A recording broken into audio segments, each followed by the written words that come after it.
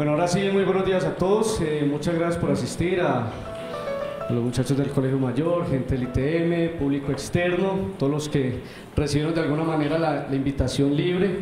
Les agradezco mucho a esta charla que nació más como una charla académica digamos, de salón, del curso que imparto de biotecnología ambiental, pero que quise hacerla abierta al público, dado que pues viene en este momento una persona que sabe mucho del tema.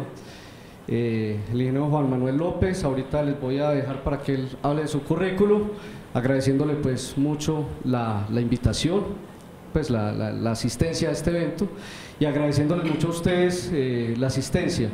Estoy pasando las hojitas de asistencia, por favor, para que las vayan firmando. Si de pronto alguien no firma, no tiene, me dice por favor ahorita y firma. Y por favor, los celulares en silencio o en modo de vibración para no interrumpir la conferencia. ¿Listo? La conferencia tiene una duración más o menos de 2 horas, un poco más, pues dado que pues, queremos aprovechar la venida del ingeniero. Y bueno, todo el tema de lo que son sus memorias, pues las tendré yo, así que desde donde les pueda enviar, pues a mis estudiantes obviamente, pero pues ya los demás donde les pueda enviar, ¿cierto?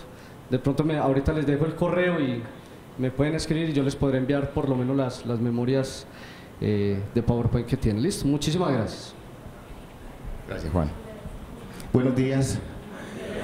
Juan Manuel López es mi nombre, ingeniero químico de profesión. Nací aquí en Medellín, Colombia, hace 60 años. Tuve la bendición de Dios de poder hacer una maestría en ingeniería ambiental en la Universidad de la Florida, en Gainesville, ya hace muchos años. Usted no había nacido. Tuve la bendición de Dios de poder hacer una especialización en Suecia en tratamiento de aguas residuales industriales. He dedicado toda mi actividad profesional al tema de tratamiento de aguas, desde potabilización, acondicionamiento de aguas para procesos industriales, tratamiento de aguas residuales, tanto domésticas, municipales, como aguas industriales. Después de 35, 36 años de estar metido en el tema, pues me gusta ver esto, me gusta ver ojos abiertos, me gusta ver gente inquieta, gente que quiera aprender.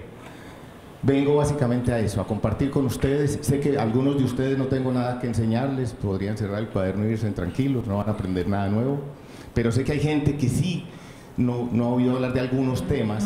Entonces quiero compartirles en 2 horas, es un poquito ambicioso pretender en 2 horas resumir 35, 36 años de experiencias. Sin embargo, quiero enfocar algunos puntos que considero relevantes, que no aparecen en la literatura, que no aparecen en los libros, que se nos pasan cuando estamos enseñando, cuando estamos dando la clase. Esos son los puntos álgidos que quiero tocar. Los invito, por favor, a que pregunten. Aprendí hace muchísimos años, me lo dijo un profesor de maestría, me dijo, el ser humano aprende casi todo lo que sabe hasta cuando adquiere uso de razón. El 80-90% de lo que sabemos lo aprendemos desde que nacemos hasta cuando llegamos a kinder, porque somos ávidos de aprender y preguntamos y nada nos cuesta preguntar y estamos todo el día ¿y por qué? ¿y por qué? ¿y qué es eso? ¿y ese señor tan gordo quién es? Y todo lo preguntamos y no nos da pena.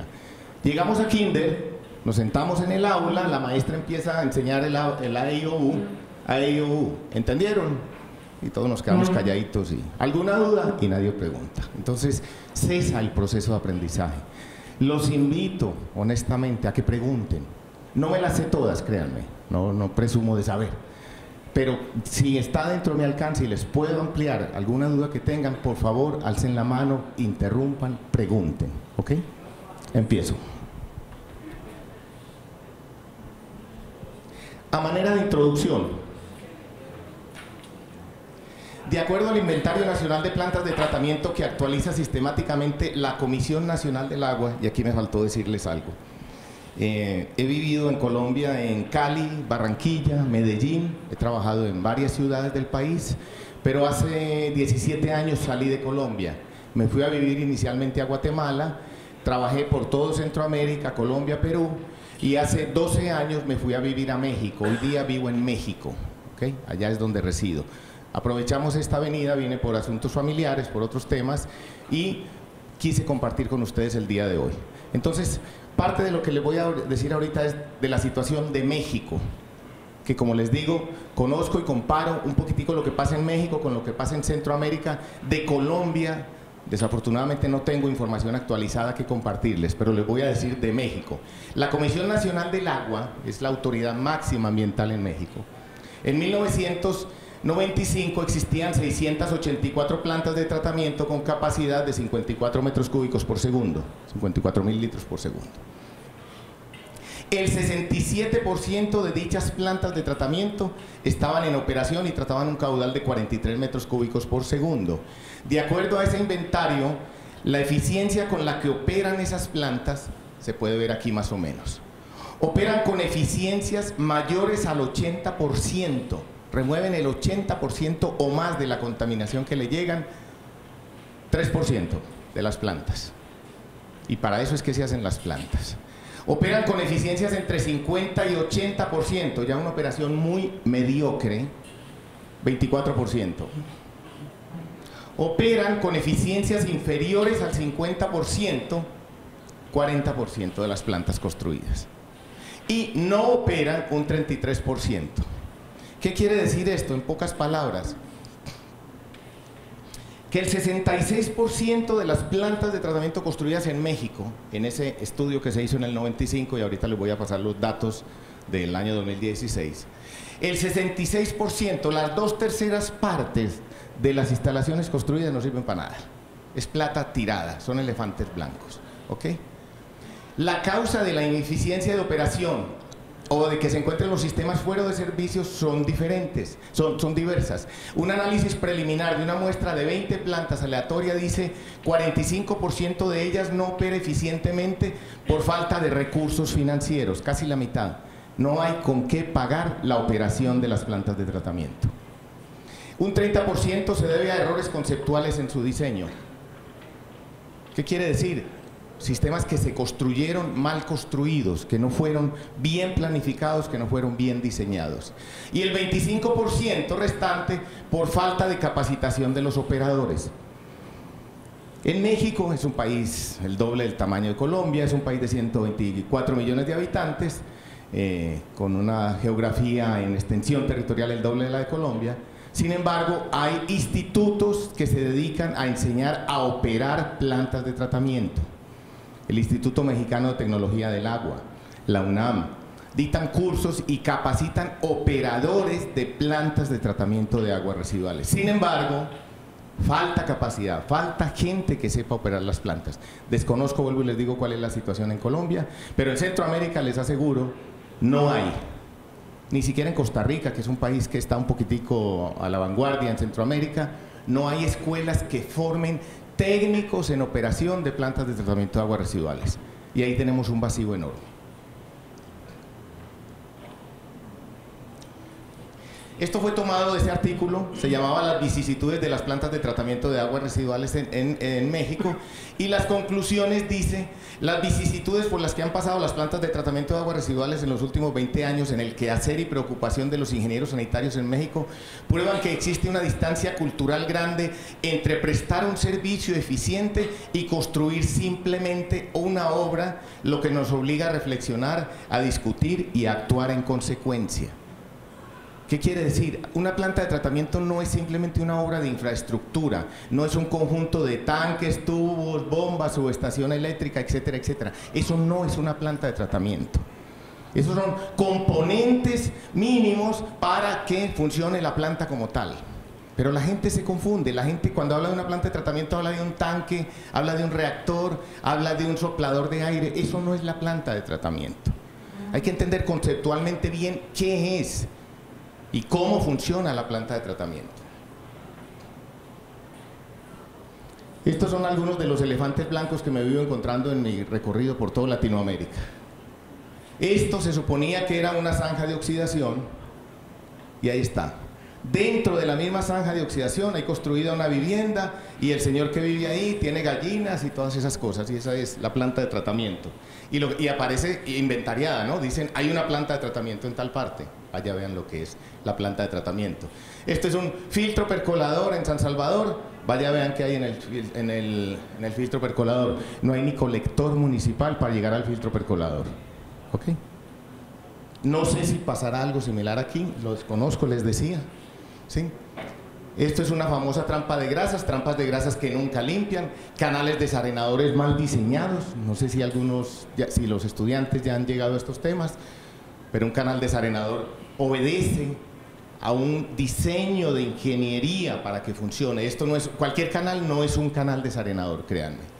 Esto es un sedimentador, esto es en Nicaragua, y lo que se suponía que debería ser un sedimentador es un cultivo de yuca.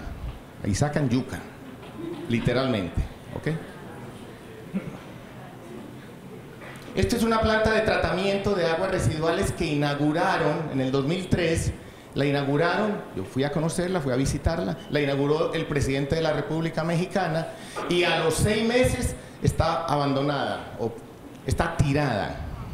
Básicamente porque no hay con qué pagar la energía eléctrica de la planta de tratamiento. El presidente municipal, allá a los alcaldes se les dice presidentes, el presidente municipal me dijo: Juan Manuel, yo escasamente tengo con qué pagar el agua del pozo, la bomba que saca el agua del pozo para darle agua potable a la comunidad. Yo no tengo con qué pagar esa vaina. Tirada, ¿ok?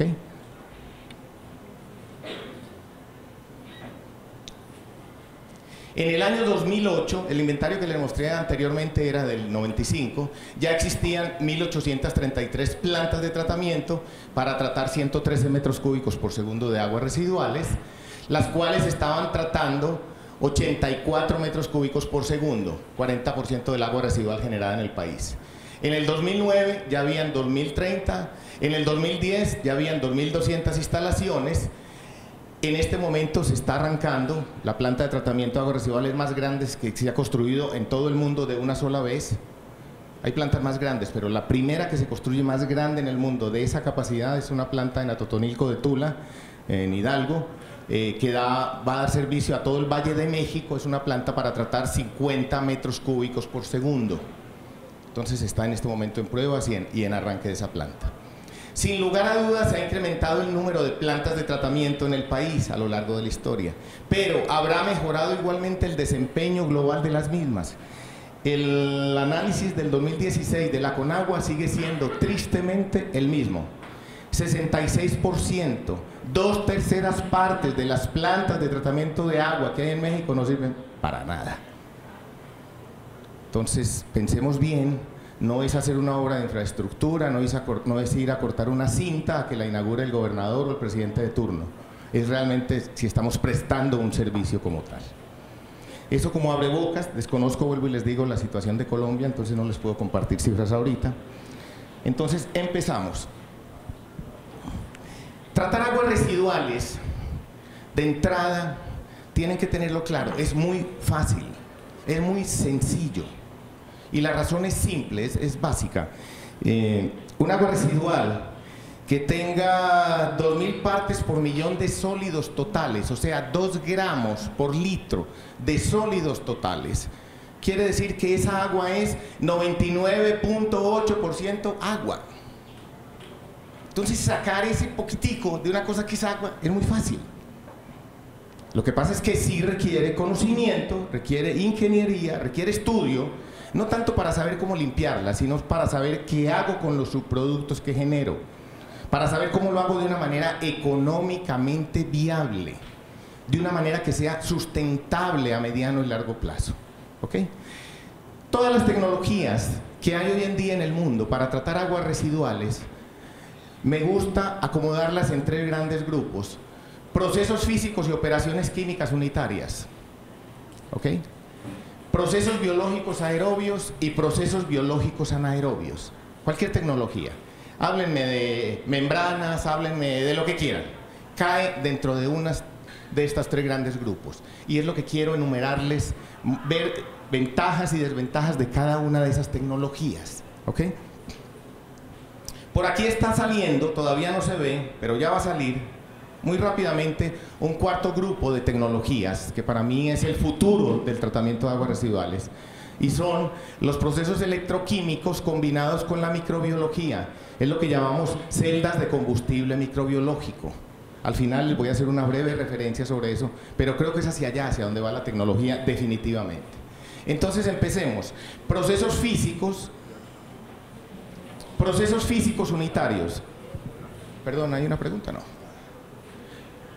procesos físicos unitarios fueron los primeros procesos usados en tratamiento de aguas residuales.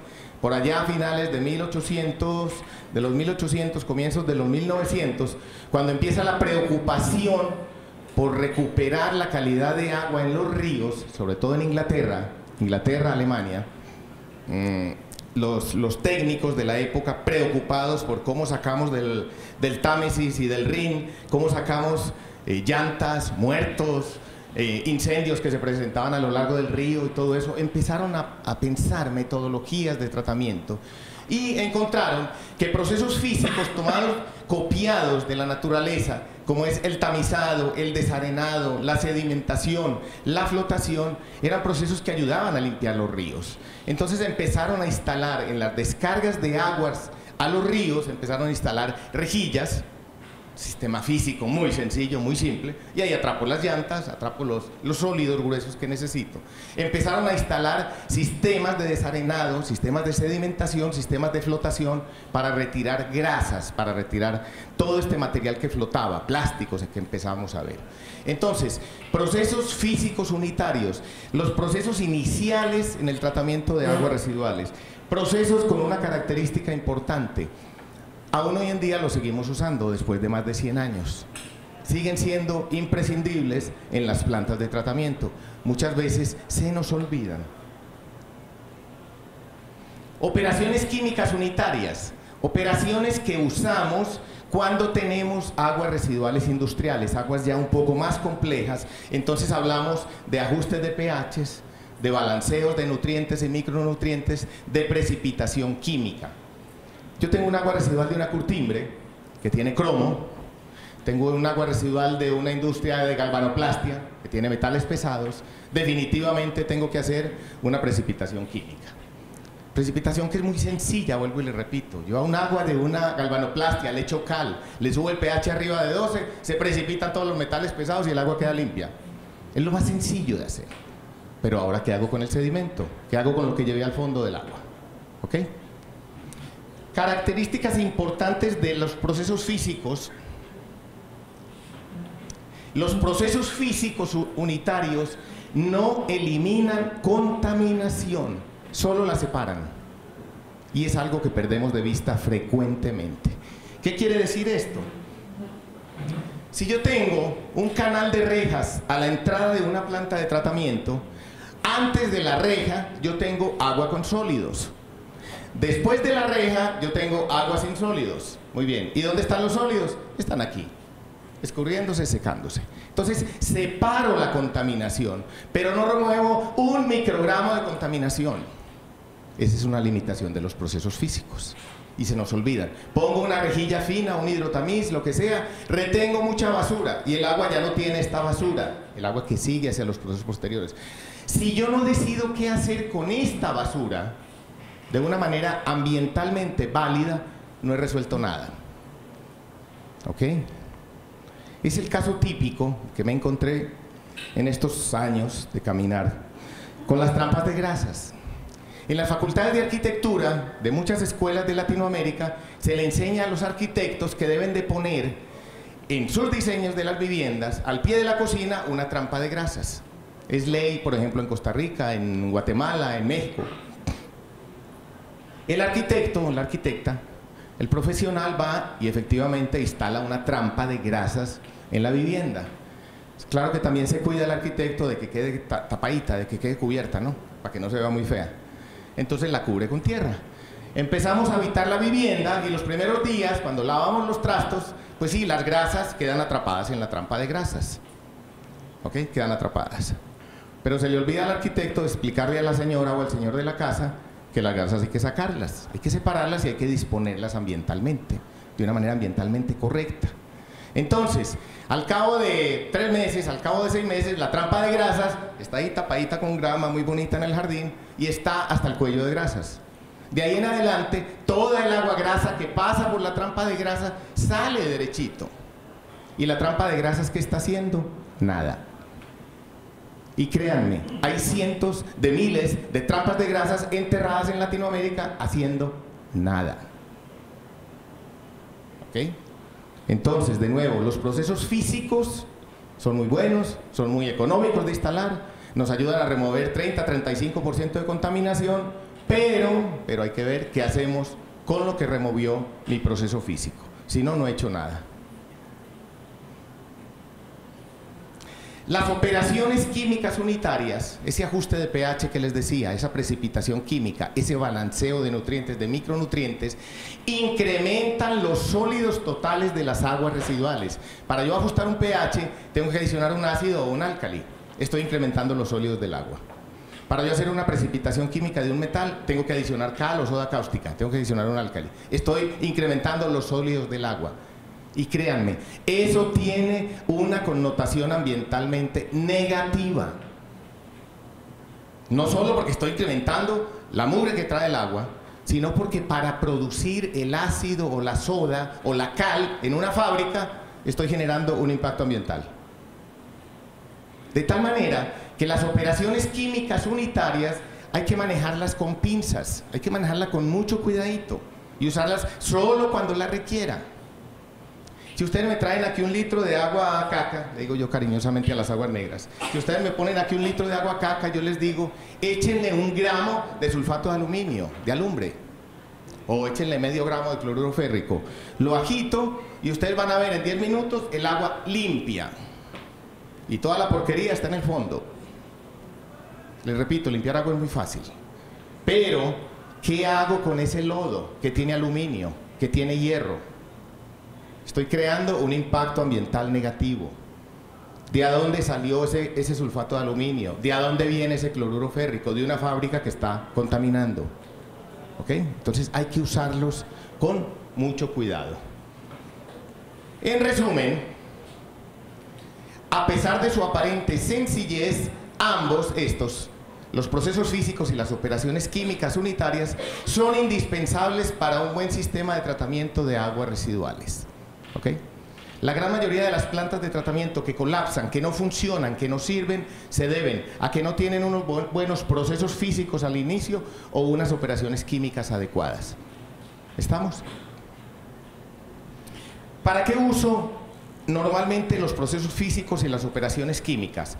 Los utilizo para preparar el agua para los procesos siguientes. Estos son procesos que llamamos, o etapas de tratamiento que llamamos etapas de tratamiento primario o etapas de tratamiento preliminar, previo. ¿Ok? Pero esto me remueve 30-35% de contaminación. El resto de la contaminación seguirá estando presente en el agua. Ahora, ¿qué hago para limpiar ese resto de contaminación? Entonces, es cuando aparecen los procesos biológicos. ¿Ok? Los procesos biológicos los podemos agrupar en 2 grandes grupos, procesos biológicos aerobios y procesos biológicos anaerobios. ¿Ok? Ahí están todos, 2 grandes grupos. Importante entender que ambos sistemas usan microorganismos como los elementos activos en el proceso de depuración. Usamos seres vivos para limpiar el agua residual. Es como tener una granja de cerdos o una granja de pollos. Eso es lo que es una planta de tratamiento biológica. ¿Ok? Es un ecosistema.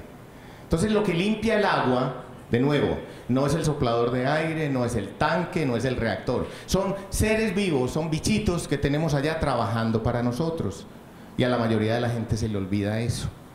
Muchas personas en toda Latinoamérica se dedican a copiar planos y a vender planos de estructuras y dicen, esta es la planta de tratamiento. No, señores, eso es un vulgar tarro donde hacemos el proceso de tratamiento. ¿Ok? Entonces son seres vivos los que limpian el agua por nosotros. Una representación esquemática de lo que sucede en un sistema biológico aerobio. Es esquemático, pero es igualmente válido. En el sistema biológico aerobio, la materia orgánica biodegradable que ingresa al sistema, cuando hablamos de materia orgánica biodegradable, a los ingenieros nos gusta usar palabras raras, extrañas, rimbombantes, de esas bonitas.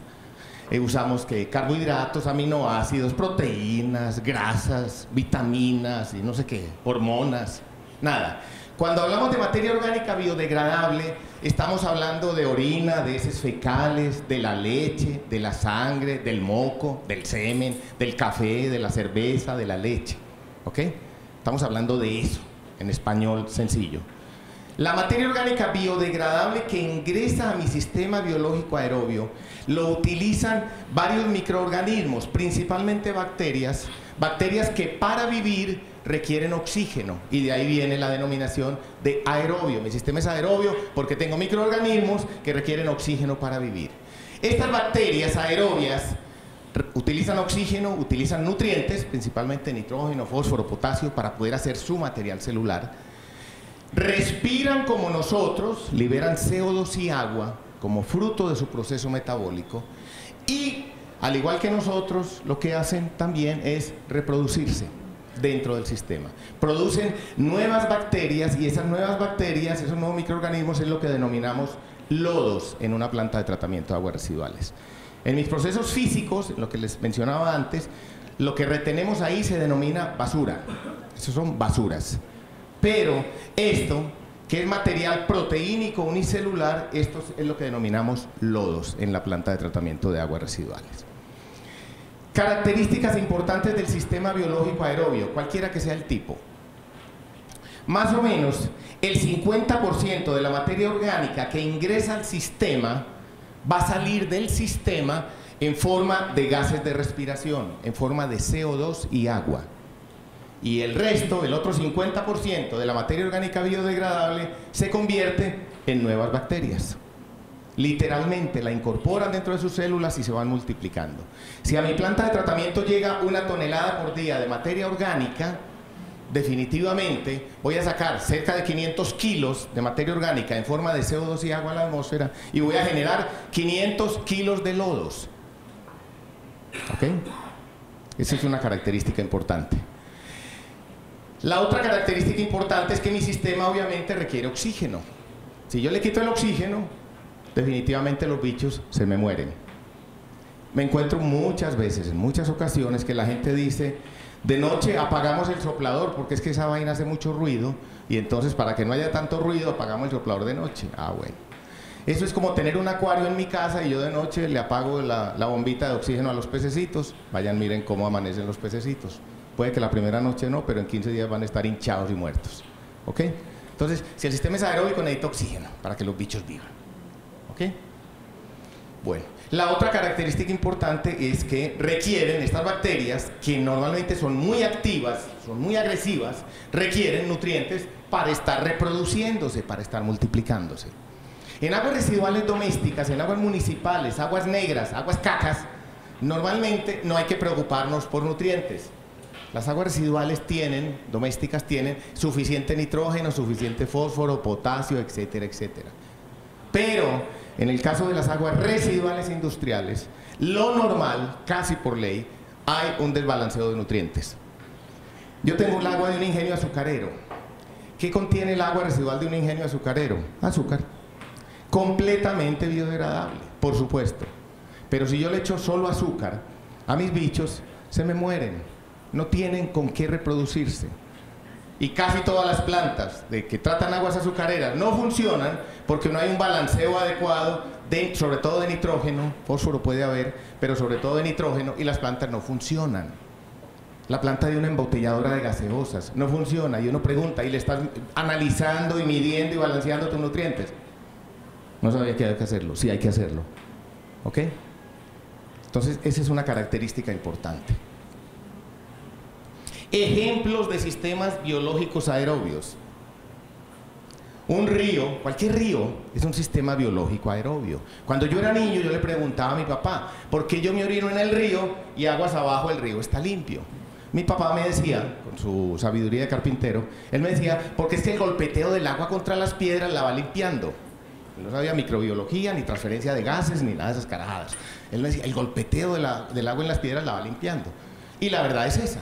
El golpeteo del agua contra las piedras la va aireando, va suministrando el oxígeno. En el río hay bacterias, y las bacterias felices se comen todo lo biodegradable que va en mi orinada. ¿Ok? Pero ¿qué sucede cuando ya no orino yo solo en el río, sino que orinamos 1 millón de habitantes? El golpeteo no alcanza. ¿verdad? Entonces el río ya deja de ser un sistema aerobio.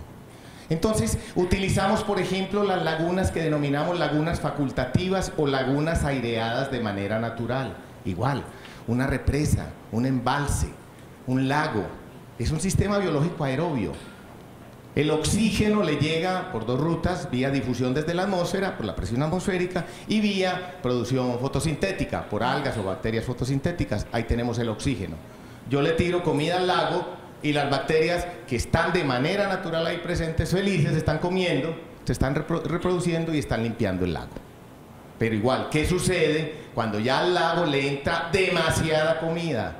Demasiada materia orgánica biodegradable. La capacidad de oxigenación, de aireación del cuerpo no es suficiente para que las bacterias aerobias estén respirando. Entonces, ¿qué sucede? Se acaba el oxígeno, se mueren las bacterias aerobias y se muere toda forma de vida aerobia. Para yo convertir un cuerpo, un lago que originalmente es aerobio, convertirlo en un sistema anaerobio, todo lo que tengo que hacer es echarle comida. No más. La gente me pregunta, ¿hay que taparlo, hay que cubrirlo? No, para nada. Si usted quiere convertir el embalse de Guatapé en un sistema anaerobio, échele comida, tírele todo el agua residual que quiera y dentro de muy poquito va a ser un sistema anaerobio. ¿Ok? Entonces, cuando eso sucede es cuando empezamos a airear esas lagunas. Si queremos seguirla teniendo como un sistema biológico aerobio, entonces pongo un aireador mecánico, le inyecto aire en el fondo, veo cómo la aireo mecánicamente y es donde aparecen las lagunas artificialmente aireadas. Otro ejemplo son las zanjas de oxidación, como esa que les mostré ahorita con la gallina. Entonces, la zanja de oxidación no es más que una mejora hidráulica en lo que es una laguna aireada. Un sistema mucho más eficiente que una laguna aireada es una zanja de oxidación. Aparecen los filtros percoladores y luego los sistemas de lodos activados. Ahí básicamente están metidos todos los sistemas aerobios que conocemos. En todos ellos, en mayor o menor grado, se presenta la reacción que les acabé de mostrar. En el río y en el sistema de lodos activados sucede lo mismo. Las bacterias aerobias, utilizando el oxígeno y utilizando los nutrientes que hay ahí, comen, literalmente se la comen, la caca, comen y se reproducen y limpian el agua. ¿Okay? De todos ellos, el sistema aerobio más eficiente con que contamos hoy en día en el mundo, después de 110 años de existencia, es el sistema de lodos activados. Entonces, para los que no lo conocen, vamos a hablar un poquitico rápidamente del sistema de lodos activados. ¿Qué es el sistema de lodos activados? En un tanque, que igual a los ingenieros nos gusta darle nombres rimbombantes, a eso le decimos un reactor biológico aerobio de crecimiento suspendido. Reactor biológico aerobio de crecimiento suspendido. Es un tarro, es una olla. Es un tanque que puede ser hecho de acero, de fibra de vidrio, de plástico, de una geomembrana, de concreto, de lo que quiera. Es un tanque, no más. En ese tanque voy a meter el agua residual que viene de un tratamiento primario, o sea, ya le quité toda la basura, ya le ajusté el pH si era necesario, ya le adicioné los nutrientes si era necesario. Entonces meto el agua residual en ese tanque, le inyecto aire y las bacterias come caca, felices, empiezan a comer, a limpiar el agua y a reproducirse. ¿Ok? De toda la materia orgánica biodegradable que ingresa al sistema, más o menos, les decía, el 50% sale a la atmósfera en forma de CO2 y agua. Y el resto cambia de forma. Ya no tenemos todos estos compuestos orgánicos, sino que tenemos nuevas bacterias. Total que la eficiencia de remoción entre la entrada y la salida de un tanque de aireación es del orden del 50%. No remueve más. ¿Okay? Los técnicos que desarrollaron el sistema hace 100 años en Inglaterra encontraron que, gracias a Dios, las bacterias come caca son más pesadas que el agua. Entonces, que si yo esto que sale de mi tanque de aireación lo pongo en un sedimentador, les doy ciertas condiciones de quietud, de quiescencia, las bacterias, por su propia naturaleza, se van al fondo, se asientan, se sedimentan. Y el agua entonces queda bastante limpia. Y ya hablamos de eficiencias de remoción entre la entrada y la salida del orden del 95%. ¿Ok? ¿Qué fue lo otro que encontraron los técnicos que desarrollaron el sistema importante de hacer? para poder controlar adecuadamente la cantidad de biomasa dentro del tanque, incorporaron una línea que llamamos de recirculación interna de lodos. ¿Ok? Y eso que están viendo ahí esquemáticamente es un sistema de lodos activados. Características importantes, tengo que estar aireando. La aireación, por si no lo saben, sobre todo cuando utilizo aire directamente en un tanque de estos, completamente ineficiente, mandada a recoger. Y la razón es simple. Las bacterias, los microorganismos, lo que utilizan del aire es el oxígeno. Y el aire tiene entre 19 y 21% de oxígeno. La quinta parte es oxígeno. Entonces quiere decir que yo tengo que mover un fluido, tengo que mover un gas, meterlo a ese tanque y esperar que los bichos utilicen la quinta parte que les sirve. ¿Sí? Las otras cuarta, quinta partes de 4/5 de ese fluido no sirven para nada. Es nitrógeno, argón, xenón, etcétera, etcétera. Entonces, la aireación, por definición, termodinámicamente, pónganle el nombre que quieran, es ineficiente, no sirve. ¿Ok? Bueno. Esto no es una planta de tratamiento de aguas residuales, es un componente de una planta de tratamiento de aguas residuales. ¿Qué falta ahí en el sistema? Faltan dos cosas. Falta un tratamiento primario, no se lo estoy mostrando aquí. Toda planta de tratamiento, toda, tiene que tener un tratamiento primario, y si no, no funciona. Y nos falta, ¿qué hago con los lodos? Ya les decía, más o menos la mitad de lo que ingresa al sistema biodegradable, de lo que ingresa, va a salir la mitad en forma de lodos. Entonces, hasta que yo no tenga un sistema de procesamiento y manejo adecuado de lodos, no he resuelto sino el 50% del problema. ¿Ok? Hay compañías, hay consultores, hay sinvergüenzas por toda Latinoamérica que venden sistemas de lodos activados y dicen esa es una planta de tratamiento de aguas residuales. Eso no es una planta de tratamiento.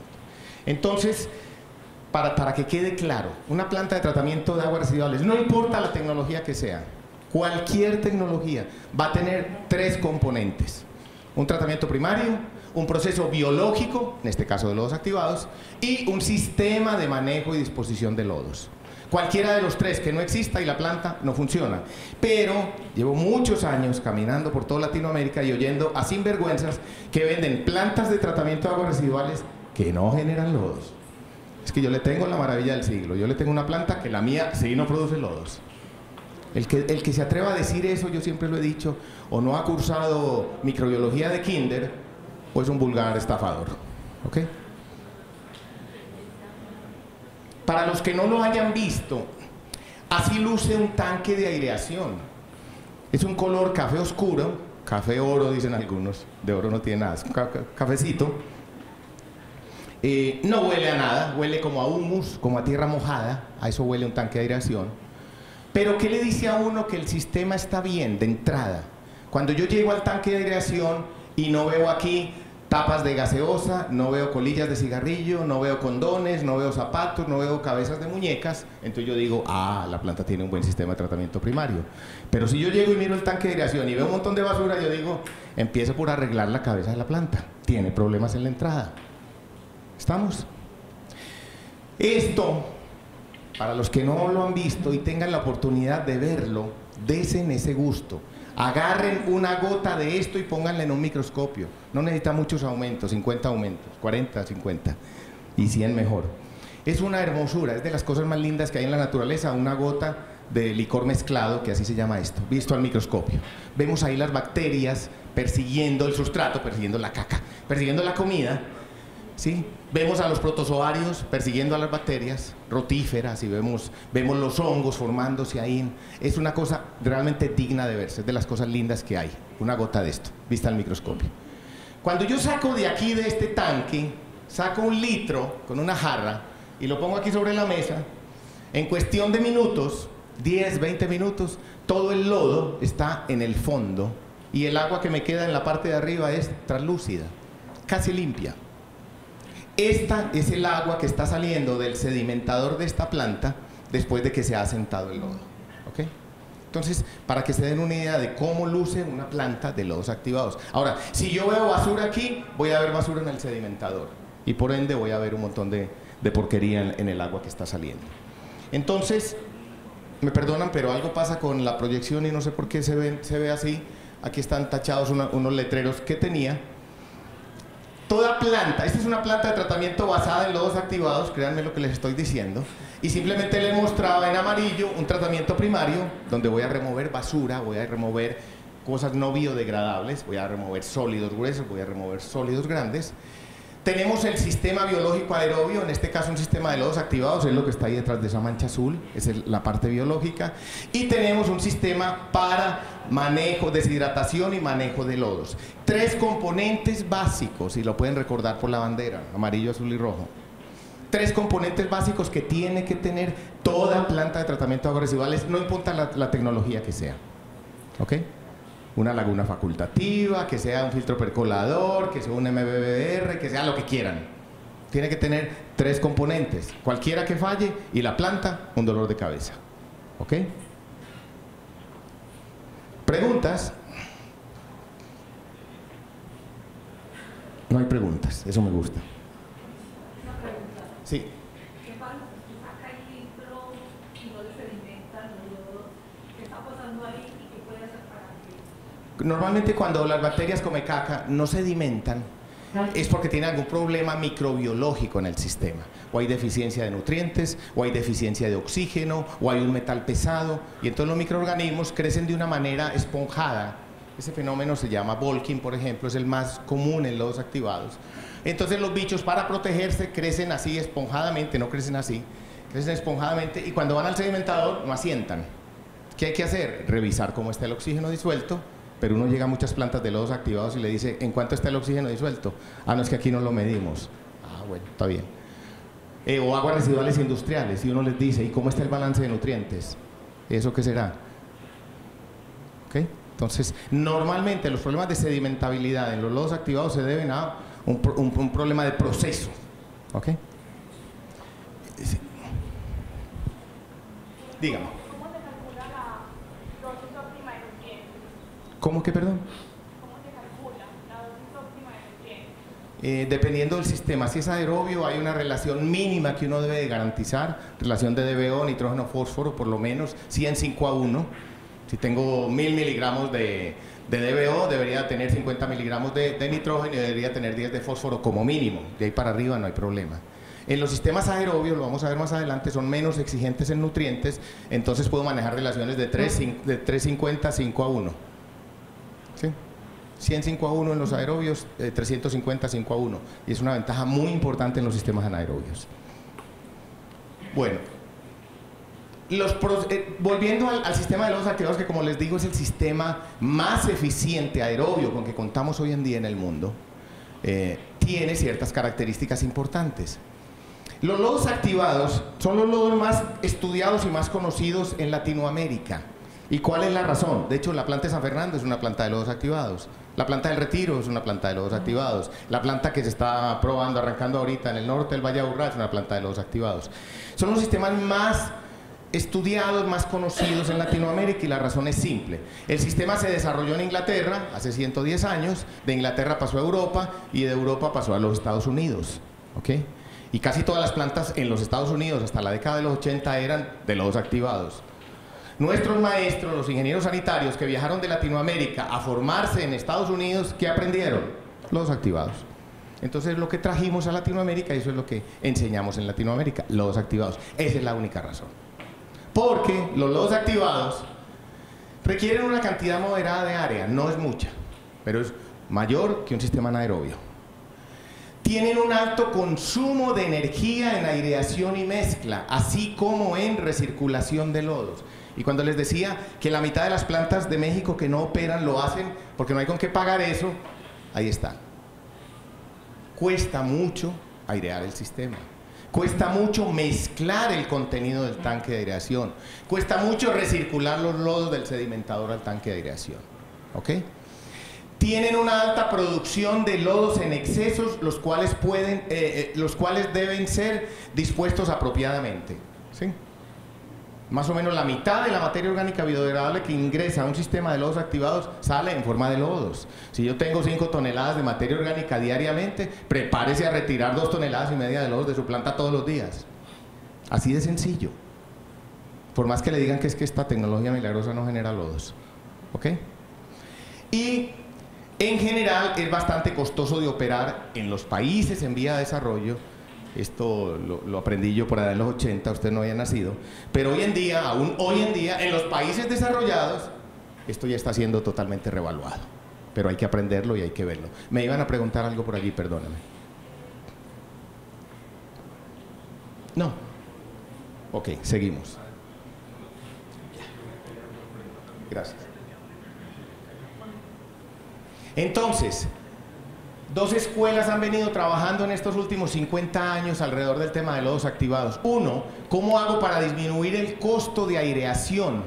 ¿Sí? Esa es la primera escuela. Y entonces, desarrollando sistemas de menor costo de aireación, aparecen, por ejemplo, en los lodos activados, aireadores cada vez más eficientes. Los primeros aireadores que usamos en lodos activados eran aireadores tipo turbina. A un motor, al eje de un motor le poníamos unas aspas y con esas aspas mezclábamos el contenido del tanque. Con esas aspas inyectábamos el oxígeno al tanque de aireación. Sistemas totalmente ineficientes. No pasaba del 5% de la eficiencia energética de un sistema de estos. Y la razón es simple. Si ustedes se imaginan que este tanque puede tener 3, 4, 5, 6 metros de profundidad, si ya saben, como les he dicho, que las bacterias comecaca son más pesadas que el agua, entonces obviamente esto, bregando a salpicar el agua ahí superficialmente, pues los rincones, los fondos de los tanques, los bichos están ahí asentados y allá no les llega oxígeno y no les llega comida. Sin embargo, todavía hay gente que sigue vendiendo turbinas. Bueno, pasamos luego a los sistemas de sopladores de aire, ¿cierto? Un soplador de aire, los famosos blowers, que no son más que un par de masas metálicas que giran la una contra la otra, atrapan una cantidad de aire en la succión y la descargan en el extremo opuesto. Eso es el típico soplador de aire. Para que estas masas lobulares pasen el aire, obviamente tienen que tener muy buen ajuste en este punto. Son masas de acero templado, muy finas, pero están en contacto prácticamente la una contra la otra. Efectivamente desplazan el aire, pero al hacerlo en esta zona se genera fricción, la fricción genera ruido y genera calor. ¿Okay? ¿Qué mueve ese par de masas? Las mueve un motor externo. Entonces aquí tenemos un motor con una banda y aquí es donde está propiamente el soplador. Por aquí está la tubería de aspiración y la tubería de descarga.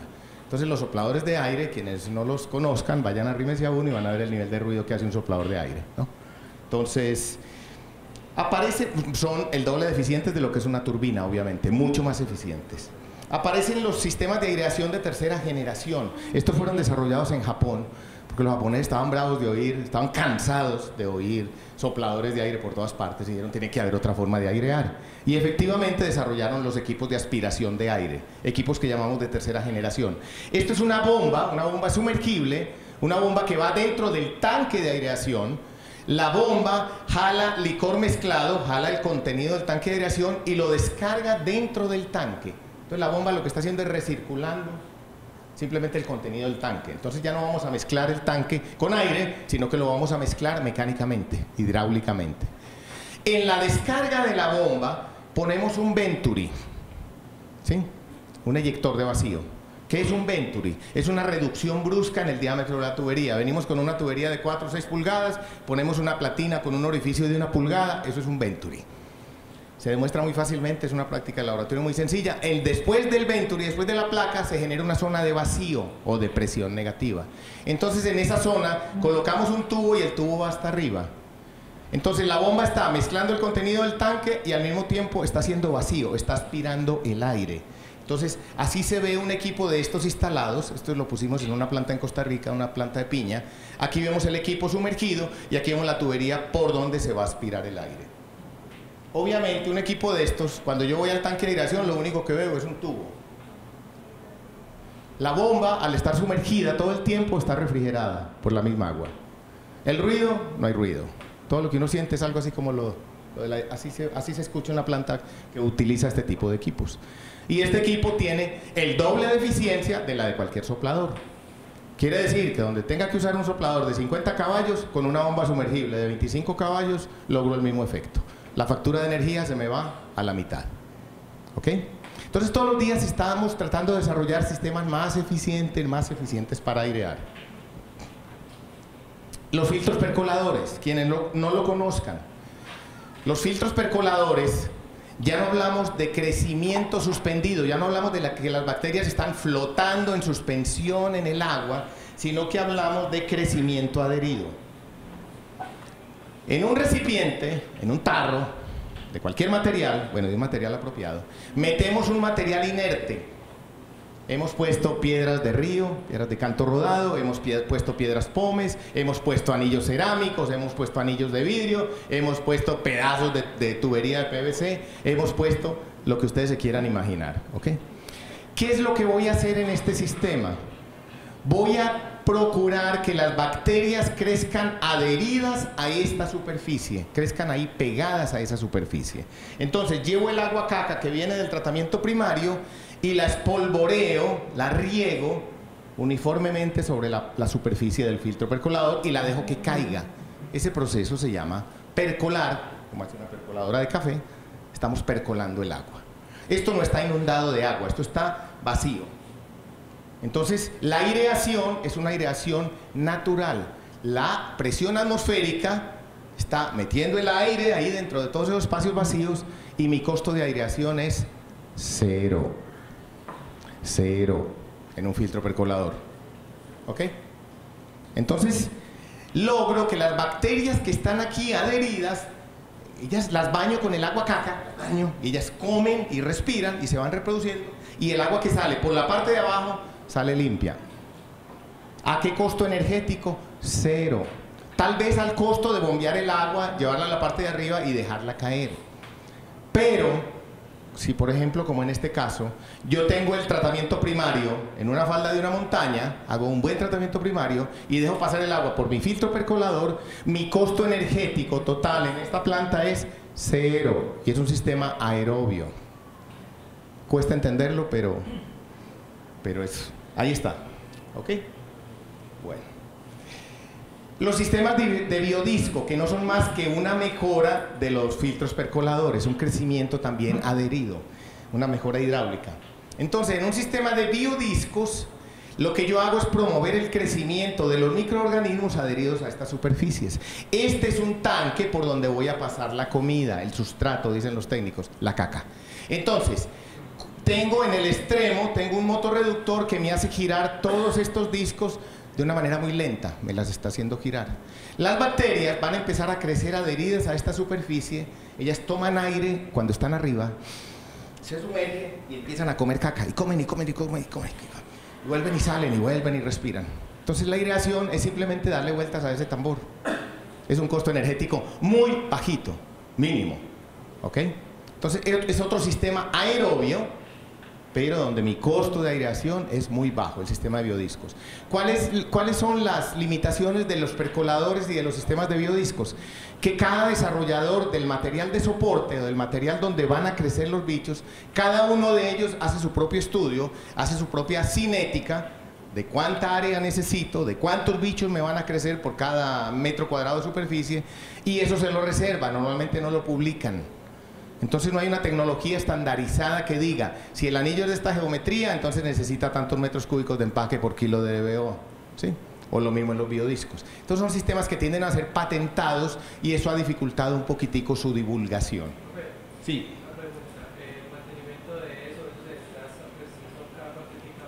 No, el mantenimiento de un sistema de estos es básicamente estar lubricando el sistema de rodamiento, ¿sí? Son sistemas que giran a muy baja velocidad, el desgaste mecánico es mínimo. Entonces básicamente cuidar todo el sistema de lubricación. En el percolador es nada, es cero. O sea.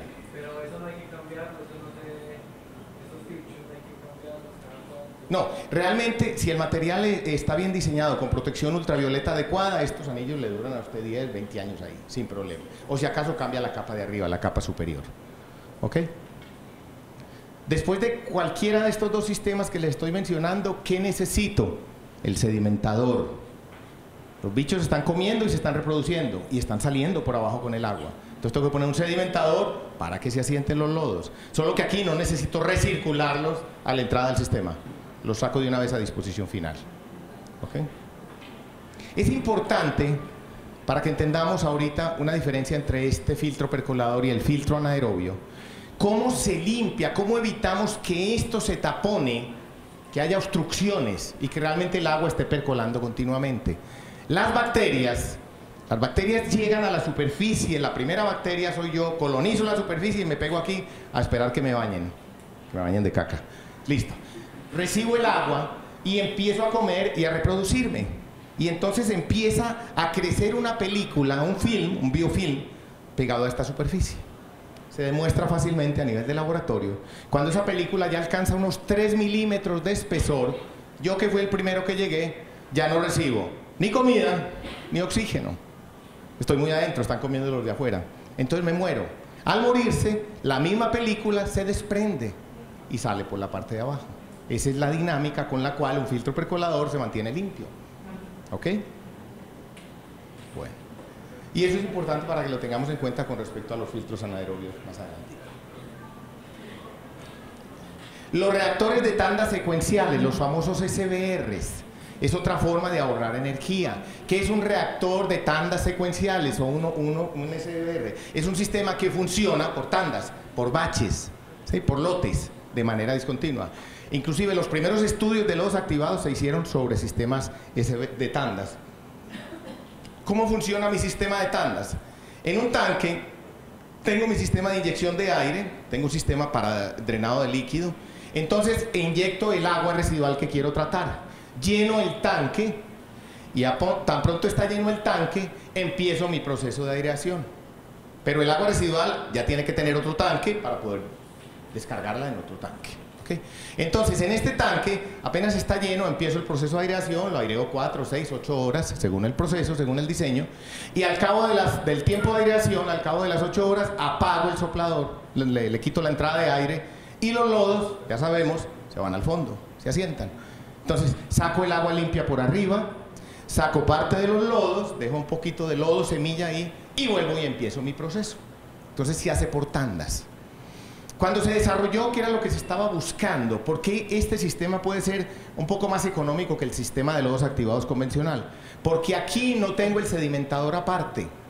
No necesito recircular lodos del sedimentador al tanque de aireación. Entonces me ahorro por lo menos esa energía, del orden del 12 al 15% con respecto a una planta de lodos activados convencionales. Limitaciones del sistema. Tengo que tener mínimo 2 tanques, pero normalmente en un sistema SBR tengo que tener varios tanques. Y todo está programado, está controlado, ¿sí? De tal manera que cuando este se llena, el agua pase y tenga un tanque vacío donde pueda empezar a llenar. Cuando termino este, entonces el agua viene para este, y así. No es tecnología de cohetes, o sea, no es nada raro, nada del otro mundo, pero tiene un montón de electroválvulas, un montón de temporizadores, y la limitación es esa. El día que se daña una electroválvula, el operador no sabe qué hacer. El día que se le daña un relojito así de 10 pesos, el operador no sabe qué hacer. Son muy buenas operando en Suiza, en Canadá, en algunos países, pero yo diría, en México no funcionan. Todo el mundo que instaló plantas SBR en México las convirtió rápidamente a sistemas convencionales de lodos activados o a otro tipo de sistemas. ¿Ok? Les decía al inicio, no tenemos operadores de plantas de tratamiento y tampoco tenemos técnicos, que vuelvo y les digo, no es una tecnología rara, ni extraña, ni misteriosa, pero no tenemos técnicos formados para que le den el mantenimiento adecuado a estos sistemas. Total que hay que mirarlos con cuidado. El problema que aún persiste en todos estos sistemas donde estamos tratando de disminuir el costo de energía en aireación es el manejo y disposición de lodos y el costo asociado a eso. En una planta de lodos activados convencionales, salud, más o menos el 50% del costo operativo se va en energía eléctrica y del 35 al 40% se va en manejo y disposición de lodos. Ahí están los dos costos de una planta de lodos activados. ¿Ok? Entonces, ¿cómo generar menos lodos? Otra corriente que estuvo trabajando, ahí me perdonan el desorden, que estuvo trabajando en sistemas de lodos activados, desarrolló el concepto de aireación extendida. ¿Qué es eso de aireación extendida? Yo logro hacer aireación extendida trabajando en una baja relación FM, en una baja relación de alimento a microorganismos, o aumentando la edad de lodos, es otra forma de decirlo. Prácticamente como se entiende el concepto. Yo hago mi diseño de una planta de lodos activados y supongamos que encuentro, de acuerdo a mi cinética, de acuerdo a mi carga, todo, encuentro que necesito un reactor de 100 metros cúbicos. Si quiero ir a aireación extendida, entonces no construyo el reactor de 100 metros cúbicos, lo construyo de 300. Intencionalmente lo hago más grande. ¿Qué quiere decir eso? Que entonces tengo el tanque 3 veces más grande. Voy a tener que airear un tanque 3 veces más grande. Pero, como tengo la misma cantidad de comida, lo que se demuestra fácilmente en el laboratorio es que cuando yo meto la comida en ese rincón y tengo una piscina enorme y un montón de bichos tratando de competir por esa comida que les estoy dando, los microorganismos dedican la mayor parte de su metabolismo a ir por la comida, a buscar la comida. Y disminuye, por lo tanto, su reproducción. Y por ende generan menos lodos. Entonces, esa es la característica importante de un sistema de aireación extendida. Genero menos lodos. ¿Pero cuánto es menos lodos? En un sistema convencional genero 50% de lodos, en uno de aireación extendida genero 35% de lodos. Genero menos lodos, pero requiero un tanque 3 veces más grande y requiero un costo de aireación muchísimo mayor. Entonces hay que analizarlo bien, porque mucha gente dice, no, vamos a aireación extendida. Plantas arriba de 10 litros por segundo en aireación extendida, fracaso completo, ni lo intenten. Bueno, ¿preguntas hasta ahí? ¿No? ¿Está bien? ¿El río Medellín será un sistema aerobio o anaerobio? Ah, por partes, tiene sus partes, y así es. En mi época, cuando yo vivía en Medellín hace 50 años, la pestilencia del río Medellín iba desde Medellín hasta arriba de la Iglesia de la América. Uno estaba en misa en la Iglesia de la América y sabía que el río Medellín estaba por ahí cerquita. ¿Ok? Bueno, sí, Juan. Bueno, Chile instalamos una planta que era medio de aireación extendida, pero que tenía también material de soporte que iba flotando, ¿cierto? Entonces, nos funcionó bien, pero el diseño sí es como más bien raro. Pero ¿qué experiencias puedes ver sobre ese material flotante donde se adhiere? No está el soporte adherido a ningún lado, sino que está flotando, la biomasa se adhiere. Sí, es una forma de yo aumentar la concentración de biomasa dentro de un tanque de aireación. Es colocar un material plástico, son los sistemas que llamamos de empaque hoy en día, ¿sí? Los MBBRs. Esos sistemas, inyectamos un material plástico, eso se desarrolló en Suecia hace 20 años. Puede ser inclusive espuma de poliuretano. Entonces, ¿con esto qué logro? Logro una densidad mayor de microorganismos, tengo más bichos por metro cúbico. Eso lo puedo hacer cuando yo tengo una planta que está diseñada y que está a full capacidad y le está entrando más comida, ¿cierto? Más de la que tengo. Una forma rápidamente de no incurrir en un costo de infraestructura adicional es le tiro un material de soporte. Con eso, en lugar de manejar 2, 3, 4 gramos por litro de sólidos suspendidos volátiles, puedo subir a 6, a 8 o a 10. Entonces tengo más bichos comiendo, ¿sí? Necesito obviamente suministrar más aire, pero tengo más bichos comiendo dentro del mismo volumen de reactor. Entonces es un sistema eficiente. Tengo que evitar que se me pasen todos estos anillos plásticos hacia el sedimentador, entonces tengo que tener un diseño de separación adecuado. Pero eso es lo que estoy haciendo básicamente.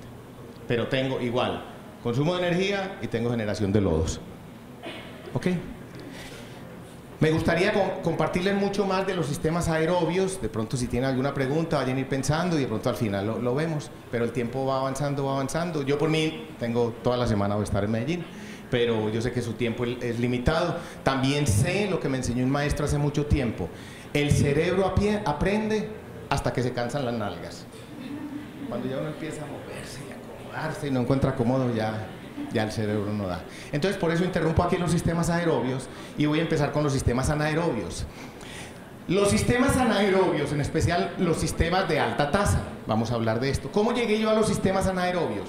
1983, estaba haciendo mi maestría en la Universidad de la Florida y mi maestro, con una visión enorme, me dijo: Juan Manuel, él sabía que yo iba a estudiar procesos biológicos. Yo no necesitaba aprender procesos físico-químicos porque, gracias a Dios, esos los aprendí como ingeniero químico aquí en la Bolivariana.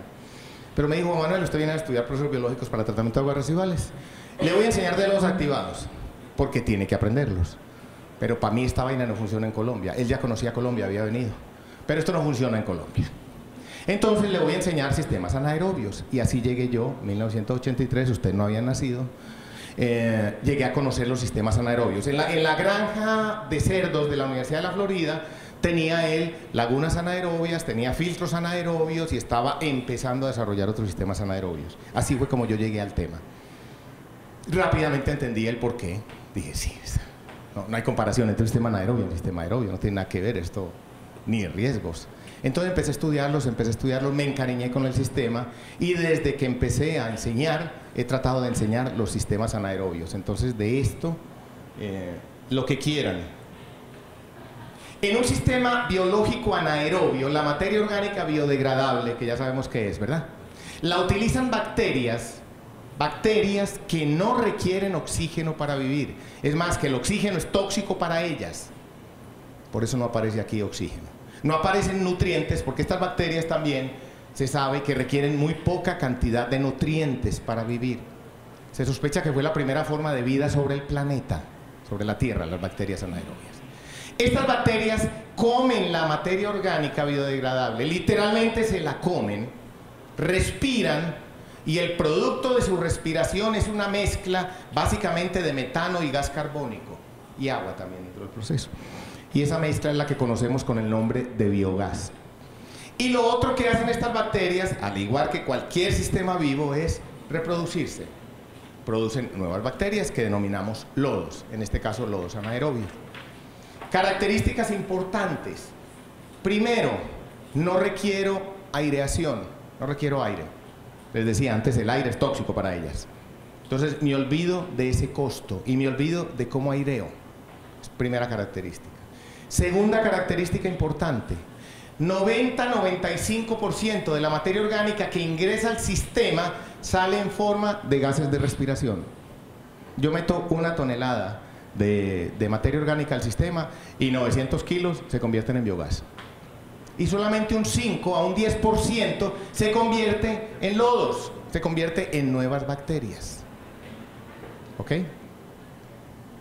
O sea, me genera un sistema anaerobio, me genera la quinta, la décima parte de lodos de lo que me produce un sistema aerobio. No me cuesta operar el sistema. Y la característica no menos importante es que el metano presente en el biogás es un combustible, es energía. ¿Ok? Entonces, créanme, llevo muchos años enseñando esto y es difícil que la gente dice sí, pero no. Es difícil entender esto. Yo tengo un agua sucia, la paso por un sistema anaerobio sin gastar 5 centavos de energía. La limpio y en ese proceso de limpiarla genero energía. No tiene nada que ver con un sistema de lodos activados. ¿Ok? Vamos a ver por qué razón este sistema no se usa en Latinoamérica, porque es tan difícil trabajarlo. Empecemos. Ejemplos de sistemas anaerobios. Los biodigestores rurales.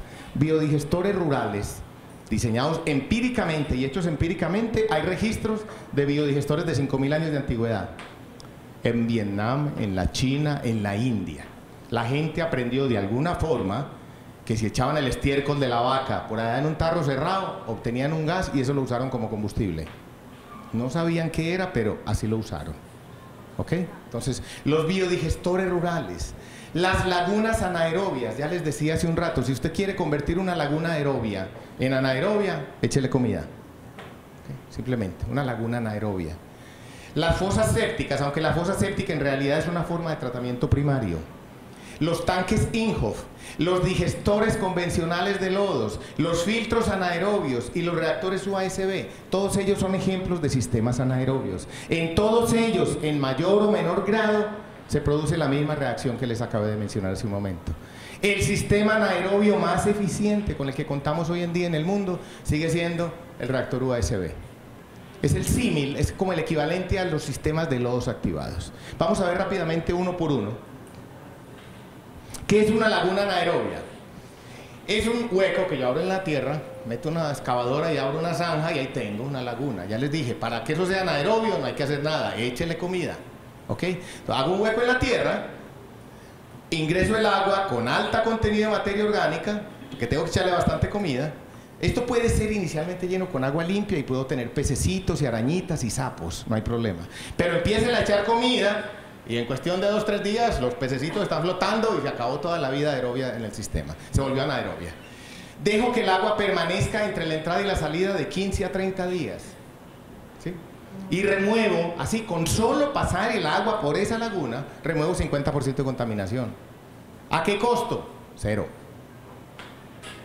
Muy usadas en los ingenios azucareros, en las plantas de extracción de aceite de palma, en todo lo que son empresas con unas altas cargas orgánicas. Y la razón es simple, lo que les digo, a costo 0 remuevo 50% de contaminación.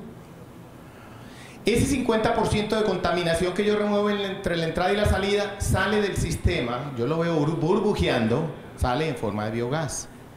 ¿Cuál es el pecado en la mayoría de las lagunas anaerobias que me encuentro? Que son lagunas abiertas a la atmósfera. Entonces el biogás está escapando continuamente a la atmósfera. Y el biogás, les decía, tiene un alto contenido de metano.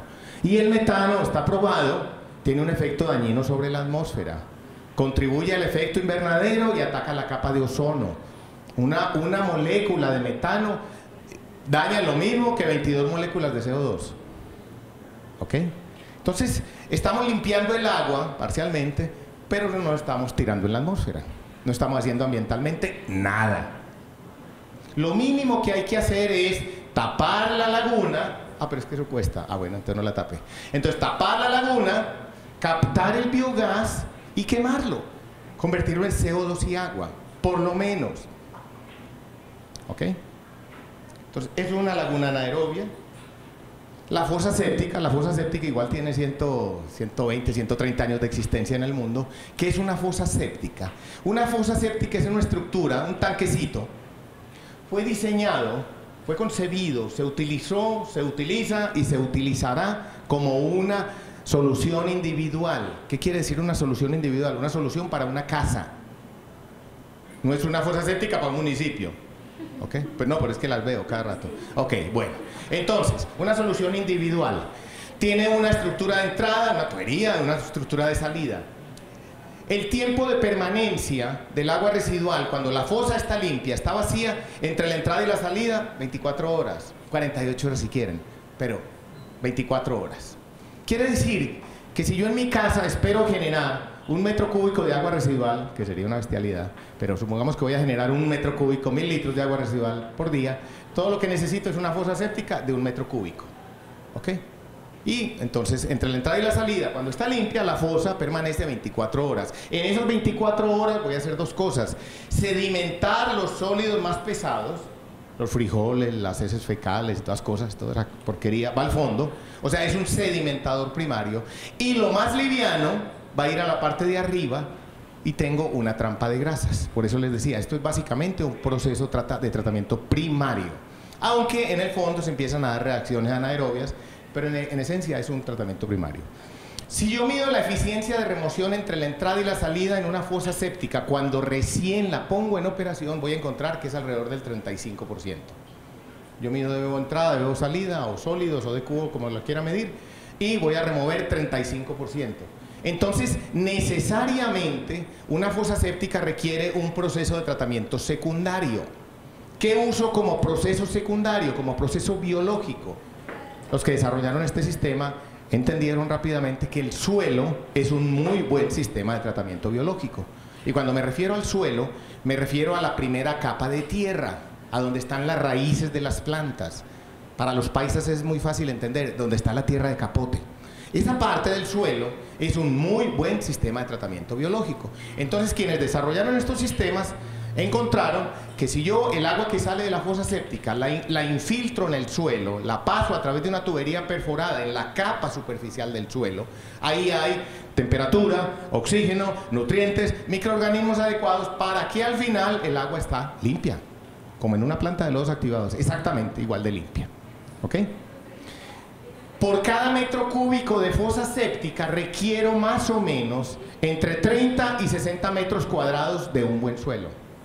Entonces obviamente entenderán que si voy a poner una fosa séptica para 10 casas, son 10 metros cúbicos de fosa séptica y necesitaré 600 metros cuadrados de campo de infiltración. Entonces ya eso no lo hacen. Por eso una fosa séptica no se concibe así. En algunos países, Guatemala me tocó, por ejemplo, Nicaragua y en el sur de México, en la península de Yucatán, entonces se cambió el concepto. En algún momento histórico alguien dijo que es que como necesitamos tanto campo de absorción y como la tierra es tan costosa, es mejor hacer una casa ahí que poner un campo de absorción, entonces más bien hagamos un pozo de absorción. Cambiaron el concepto. Empezaron a abrir huecos de 1 metro de diámetro, 1,20 de diámetro y 10 metros, 12 metros, 15 metros de profundidad. Entonces, lo que salía de la fosa séptica lo inyectaban hacia el pozo de absorción. Obviamente, en la parte baja del suelo no hay ni temperatura adecuada, ni oxígeno adecuado, ni nutrientes adecuados. Yo meto eso al pozo de absorción y ¿qué es lo que estoy haciendo? Poposeándome en los mantos freáticos. Estoy contaminando todos mis mantos freáticos. Un estudio en Guatemala del 2000, 98-2000, de 1.200 pozos analizados a lo largo de toda la geografía de Guatemala, realizó el Ministerio de Salud, todos mostraban coliformes fecales. En todos había caca. Bueno, entonces, la península de Yucatán, en Mérida, como el suelo allá es rocoso, es muy duro el suelo, no hay alcantarillados. Y en Mérida el estándar es cada casa, al frente de su casa tiene una fosa séptica. Y al frente de la fosa séptica un pozo de absorción. Y tristemente contaminaron los famosos, los cenotes, unos cuerpos de agua preciosos que hay allá. Empezaron a aparecer coliformes fecales y en las playas de la Riviera Maya empezaron a aparecer coliformes fecales. ¿Ok? Por esa razón, una combinación errada. Pero el pecado principal de la fosa séptica, ¿cuál es? Les decía al principio, en un tratamiento primario, yo lo que hago es separar la contaminación. Pero si yo no manejo adecuadamente esto que separo, no estoy haciendo nada. ¿Qué sucede en la fosa séptica cuando yo la pongo en operación el día 1? Tiempo de residencia entre la entrada y la salida, 24 horas o 48 si quieren. A medida que esto se va llenando de porquería abajo y de porquería arriba, voy disminuyendo el volumen efectivo real de mi fosa séptica. O en otras palabras, estoy disminuyendo el tiempo de permanencia, el tiempo de residencia hidráulico del agua dentro de la fosa. Entonces, llega un momento, normalmente es al cabo de los 6 meses, donde esto está lleno aquí abajo de caca y lleno de grasas y jabones y porquerías aquí arriba. El agua ingresa y en cuestión de minutos sale. ¿Por qué? Pues porque no hay espacio donde el agua permanezca para sedimentar y para flotar ni nada. Entonces, la fosa séptica empieza teniendo una eficiencia del 35% y va declinando, declinando, declinando, y al cabo de 6 meses la eficiencia de una fosa séptica es 0, no está haciendo nada. A menos que yo llegue y vacíe toda esa porquería, me la llevo en un camión, está otra vez limpia, vacía, y vuelve y sube a 35% la eficiencia de remoción de la fosa. ¿Estamos? Por eso, en todos los países desarrollados, en todos, se obliga a que si yo tengo una fosa séptica en mi casa, yo tengo que mantener un registro al pie de la entrada donde demuestre que mi fosa séptica está siendo limpiada por lo menos 2 veces al año. Si no, me multan y la segunda vez voy para la cárcel. Aquí, en Latinoamérica, no sé en Colombia porque no conozco bien la situación de Colombia, pero es común en todo Centroamérica, en México, la gente pone una fosa séptica y en la vida la limpia. Plata perdida, eso no está haciendo nada, créanme, eso es tirar el dinero. Y entonces se enojan porque después encuentran que el campo de absorción, eso se está encharcando, eso apesta, hay moscas y todo eso. ¿Ok? Aún este sistema individual tan simple y tan sencillo, hay que entender que hay que operarlo. ¿Ok? Sí.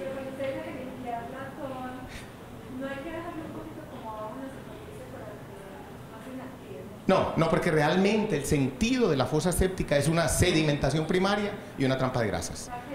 El proceso biológico es en el campo de absorción. ¿Okay? Entonces, resumiendo, la fosa séptica sin un campo de absorción apropiado se comporta como un simple sistema de tratamiento primario, un campo de absorción o de infiltración, es decir, el suelo es un buen sistema de tratamiento secundario, un pozo de absorción no es un adecuado sistema de tratamiento. Un ingeniero alemán de apellido Inhoff, por allá en la década de los 40, el hombre dijo, a ver, si la fosa séptica tiene esta limitación, entonces yo voy a hacer una mejora importante en la fosa séptica. Si es un sedimentador primario, entonces el fondo de la fosa séptica debería ser inclinado para favorecer el espesado, la concentración de los sólidos, no plana, ¿cierto? Primera mejora de Inhofe. Segundo, voy a poner un sistema de extracción de lodos. ¿Para qué? Para evitar que esto se me llene de lodos. Estoy depositando y estoy sacando lodos continuamente. Lo mismo, en la trampa de natas, voy a estar sacando natas continuamente. Y esa fue la mejora de Inhofe, y eso es lo que se conoce como un tanque Inhofe. Es una fosa séptica mejorada. Tiempo de residencia entre la entrada y la salida, 24 horas. O hágalo de 48 horas si quiere. Solución individual. ¿Qué le falta a esto para hacer una planta de tratamiento? Le hace falta una rejilla aquí de sólidos, le hace falta un sistema de tratamiento secundario. Un tanque Inhofe no remueve arriba de 35% de contaminación. ¿Ok? Entonces, eso es. Pero me he encontrado con bellezas como estas, tanques Inhofe de 500 metros cúbicos. Claro, tirados, abandonados. Eso es ridículo, o sea, eso no es una planta de tratamiento, es un tratamiento primario. Y como tratamiento primario, lo que tengo que ver es cómo saco la basura que estoy removiendo ahí todos los días y cómo le voy a dar un tratamiento secundario a lo que sale de acá. ¿Ok? Entonces, esto ya no se usa. Pues el que venga a decir hoy día que va a instalar un tanque Inhofe, no sé en qué estará pensando. Los digestores de lodos. ¿Qué es un digestor de lodos? Es una estructura cerrada en la cual voy a meter lodos que vienen de una planta de tratamiento aerobia, ¿sí? Los voy a dejar permanecer allí unos 15, 30 días, los voy a mezclar para promover bien las reacciones anaeróbicas y al final de ese tiempo de residencia saco un lodo que ya está, decimos, digerido o estabilizado, ¿ok? En esos tiempos, las bacterias anaerobias empiezan a consumir materia orgánica, a producir biogás, hasta que ya no encuentran más comida y los lodos se inactivan, los microorganismos cesan su actividad biológica y decimos el lodo está estabilizado, está listo para ser dispuesto. Creo que los digestores de lodos que todos conocen son estos. Estos son de aquí, de Medellín, de la planta de San Fernando. Es la forma que se le está dando hoy en día a todos los digestores de lodos, una forma de huevo, para facilitar la mezcla, para que sea más sencillo, con menos consumo de energía, el mezclar el contenido del digestor.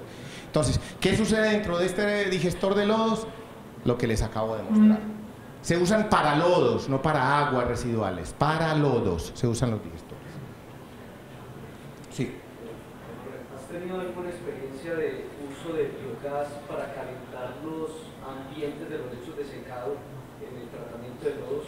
No calentar el lodo, porque es difícil, pero calentar, eliminar humedad, ponerlo más seco para que los lodos se sequen. Sí, en la planta de Managua tenemos una aplicación donde el biogás se quema y se pasa a través de unas tuberías por la parte de abajo de los patios de secado de lodos, entonces toda la superficie está caliente indirectamente. ¿Y qué tamaño es la planta? Pues, Managua es de 350 litros por segundo. Ok. Entonces son ejemplos de sistemas anaerobios, lo que les estoy mostrando. Los filtros percoladores. ¿Qué es un filtro percolador? El filtro percolador es un tanque cerrado, no tiene que ser cubierto herméticamente, es un tanque cerrado, donde coloco un material de soporte, un material de empaque, dicen los ingenieros químicos. O sea, coloco un material inerte al cual voy a tratar de que crezcan adheridas las bacterias anaerobias. Puede ser de flujo ascendente, como este que tengo aquí, o puede ser de flujo descendente. Simplemente pongo un sello adecuado, pero puede ser hacia arriba o hacia abajo.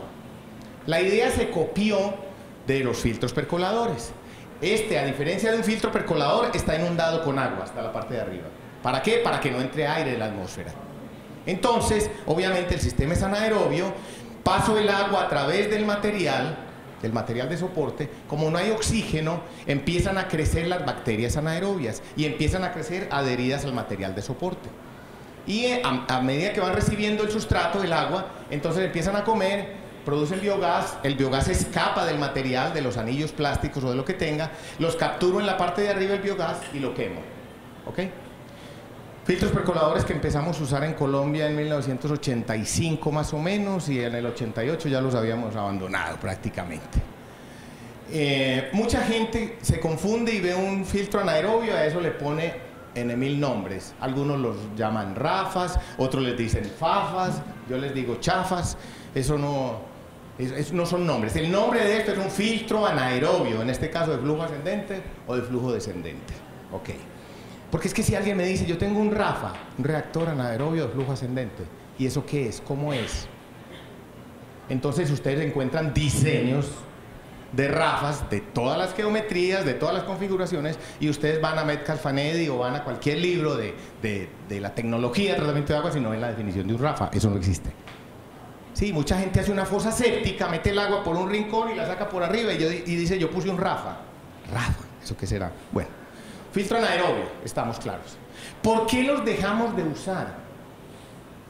Las bacterias anaerobias que crecen pegadas a este soporte, efectivamente al principio son muy activas y están comiendo materia orgánica y me remueven fácilmente entre la entrada y la salida 70-75% de contaminación a costo cero, a costo de pasar el agua por ahí. Pero ¿cuál es la limitación de los filtros anaerobios?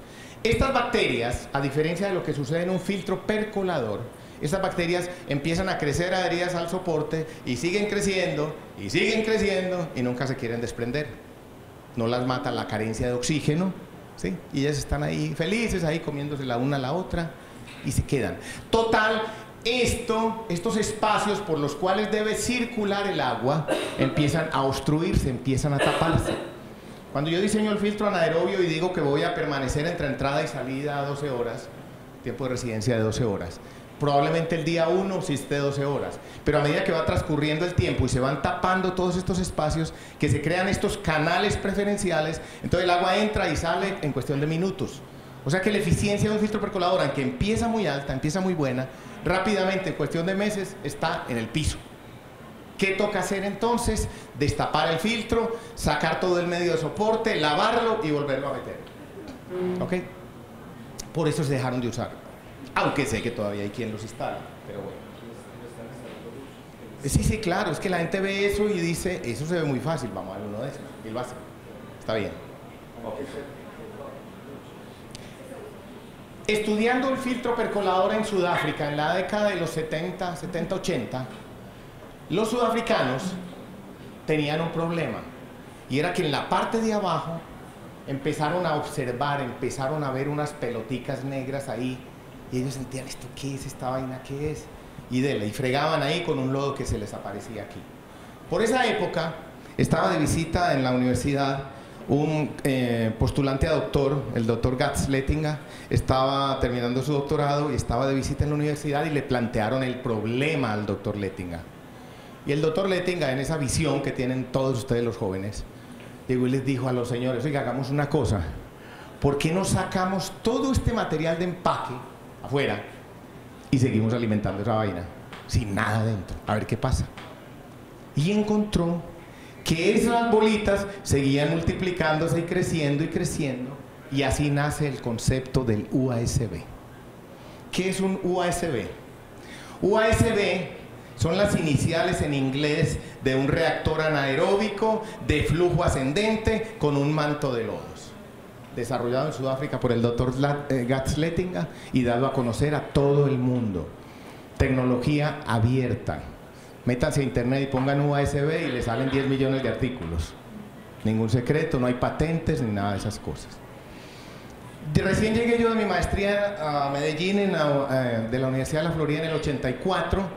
Empecé la primera especialización que hubo en ingeniería ambiental en Colombia. La empecé yo aquí en la Universidad, en la Bolivariana.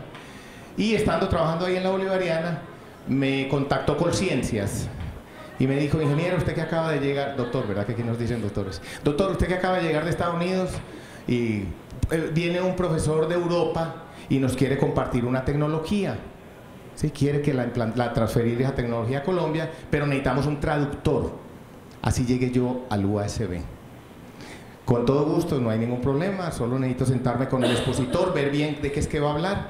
Y estuve 2 días sentados con el doctor Gats Lettinger y él me estuvo explicando de a dónde nació el UASB, cuáles fueron sus dificultades, cómo venció él todos esos obstáculos, y conocí y me enamoré desde ese entonces del UASB, de mano directa de quien lo desarrolló, del doctor Gats Lettinger. O sea, a mí no me lo enseñó nadie más que él.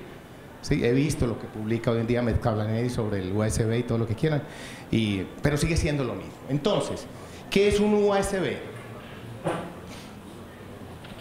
Es un tarro, de nuevo, lo importante no es el tarro, ni las bombas ni los tubos.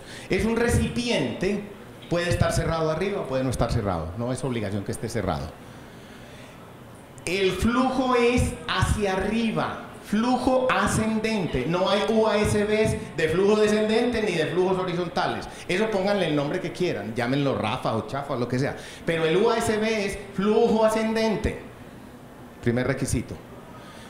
En las 2/3 partes más bajas del reactor vamos a promover el crecimiento de las bacterias anaeróbicas.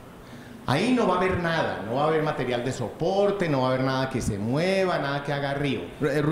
Vamos a darle las condiciones ambientales ideales para que las bacterias anaeróbicas coman caca y se multipliquen.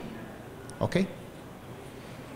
En la parte superior del reactor, en la tercera parte, vamos a poner un separador de 3 fases. Un separador gas, sólido, líquido. En ingeniería química o en cualquier ingeniería ustedes han estudiado, separar 2 fases es bastante complicado. La sedimentación, donde yo separo sólido líquido, es complicado. Donde yo separo líquido líquido, donde yo separo grasas de un líquido, es complicado. ¿Sí? Aquí hablamos de separar 3 fases. Y ese fue el desarrollo principal del Dr. Lettinger, separador de 3 fases. Entonces, el agua ingresa por la parte de abajo y sale por la parte de arriba. ¿Cuánto tiempo permanece el agua dentro del reactor? Depende. Aguas municipales, aguas sanitarias, hablamos de 6 a 12 horas como máximo. ¿Dependiendo de qué? Básicamente de la temperatura del agua. ¿Sí? Temperaturas muy frías, dele 10, dele 12 horas de tiempo de residencia. Temperaturas cálidas, dele 6 horas. Y no hay más. ¿Ok? ¿Cuánto me remueve esto entre la entrada y la salida? En aguas sanitarias me remueve 75, 80, 85%. No me remueve arriba del 85%, pero un estándar 75% de contaminación. ¿A qué costo? A costo cero, al costo de bombear el agua para que pase a través del sistema. El costo es cero. ¿Ok? A medida que el agua asciende por el manto de lodos, las bacterias come caca, empiezan a comer y comen y comen y comen, producen biogás, el biogás escapa de la solución. El CO2 es parcialmente soluble en el agua, pero el metano es muy insoluble en el agua. Entonces rápidamente escapa, entonces lo capturo en una estructura que tiene una forma de campana. ¿Ok? Separo el gas primero. Separador gas, sólido, líquido. Primero capturo el gas. ¿Ok? Ya saqué el gas de la solución. El agua, como sigue ascendiendo, va a pasar a través de estas aberturas, ¿sí? Pero en su ascenso va a pasar por aquí con bacterias anaerobias. Y a mí no me interesa que las bacterias anaerobias se me vayan en el agua. Entonces, lo que tengo en la parte externa de la campana es un sedimentador para separar el sólido del líquido y que las bacterias vuelvan a la parte de abajo. Y ahora sí, el agua sale de la parte de arriba bastante limpia. ¿Se entiende el concepto? Eso es un USB. ¿Cuál es el problema con el USB? Les digo, desde el 84 vengo trabajando con esto. He hecho reactores USB en Colombia, en Panamá, en Costa Rica, en Nicaragua, en México, en todas partes. ¿Cuál es el problema con esto? Que la gente, la mayoría de la gente, sobre todo la gente que es, yo no sé si respetuosa, se sienta ahí, ve eso y dice, eso yo lo hago. Y se van y contratan un albañil e intentan hacer una cuestión de estas. ¿Sí? No es tecnología de cohetes, vuelvo y le digo. No es nada, es mucho más fácil mandar un satélite afuera. Esto es sencillo, pero si lo estudiamos, si nos damos al esfuerzo de aprender un poquitico. Por ejemplo, la alimentación. ¿Cómo alimento yo el agua para poder darle comida a todos los bichos que están ahí? ¿Cómo distribuyo yo la alimentación para que todas tengan contacto con ese sustrato?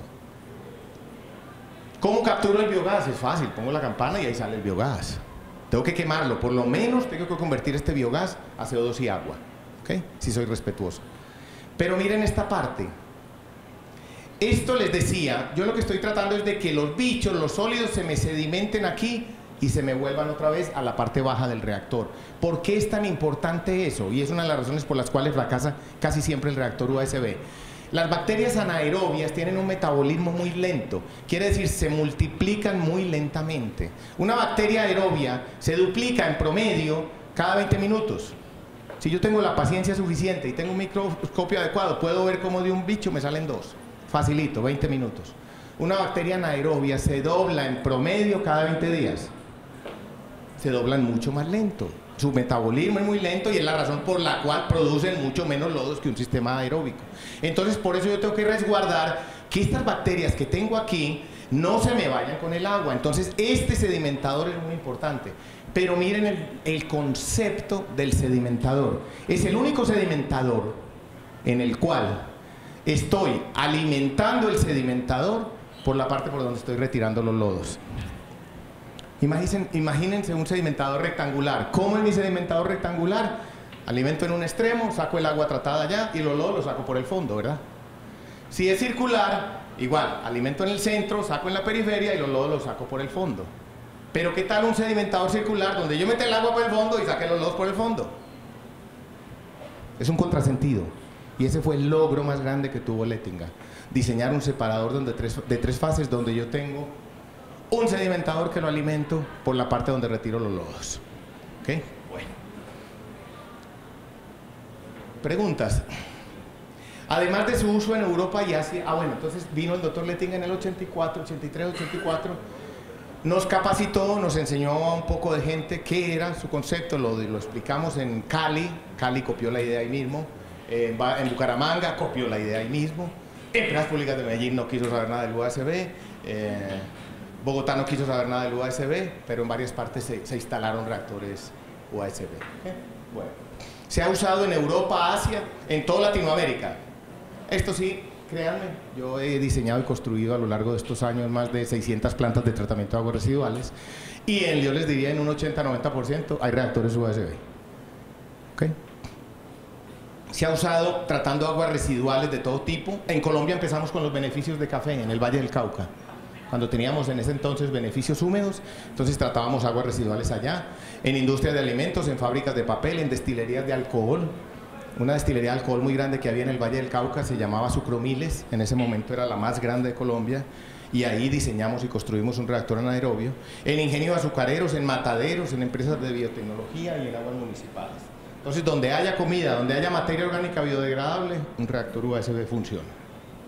Este es un reactorcito USB pequeñito, esto es de 120 metros cúbicos, tratando aguas residuales industriales. Este lo diseñamos y lo construimos en Guatemala para la Kellogg's. Hicimos un sistema combinado allá. ¿Qué quiere decir? Teníamos un pretratamiento, teníamos un reactor USB, aquí está la alimentación al reactor por la parte de abajo, la salida del agua residual por la parte de arriba, la captura del biogás, la tea de quemado de biogás, y el efluente del USB, como ya está en la parte superficial del reactor, entonces la llevábamos a un filtro percolador, la dejábamos caer sobre un filtro percolador. Entonces tenía un sistema combinado, anaerobio, aerobio, con costo de tratamiento cero. Esta es una fotografía también de un reactor USB pequeñito, tratando aguas residuales domésticas en Guatemala, para 4 litros por segundo. Aquí está la forma del separador de 3 fases, y aquí hay un percolador. El pretratamiento está aquí arriba en esta barranca. Entonces, este es un agua residual que entrega la misma calidad de una planta de lodos activados a costo cero.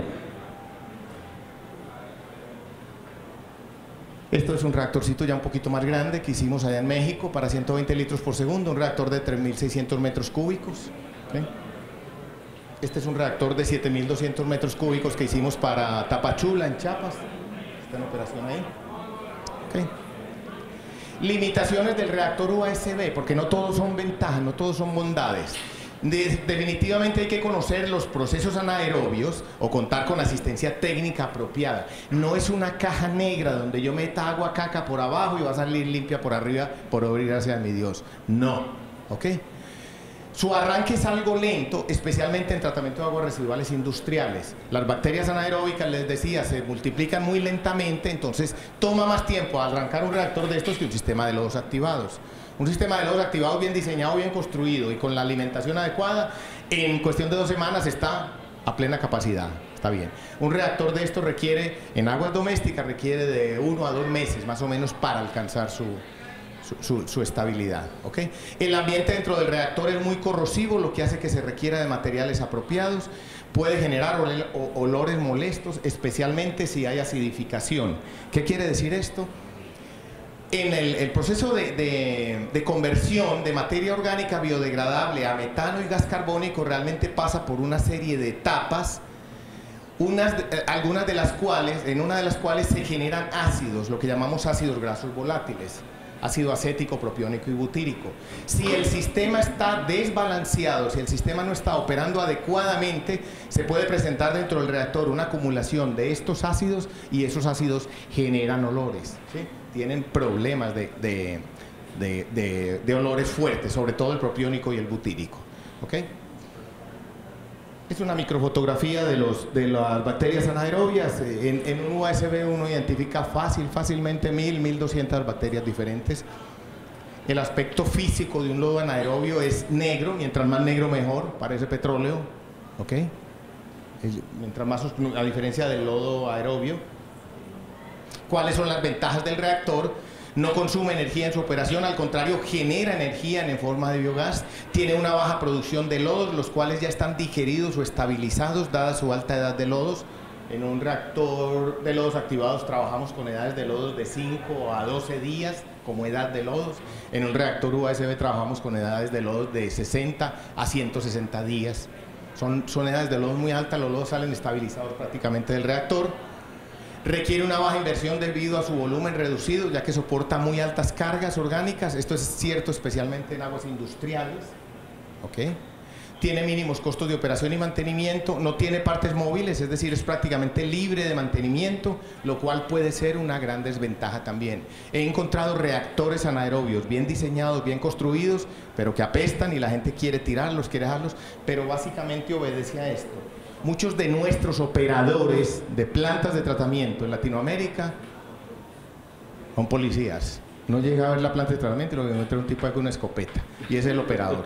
Y uno le dice al operador, oiga, yo encontré esta bomba perdida, esto porque está prendido. Y me dice, yo no soy ingeniero, aquí me dijeron que la prendiera a las 3, yo la prendí.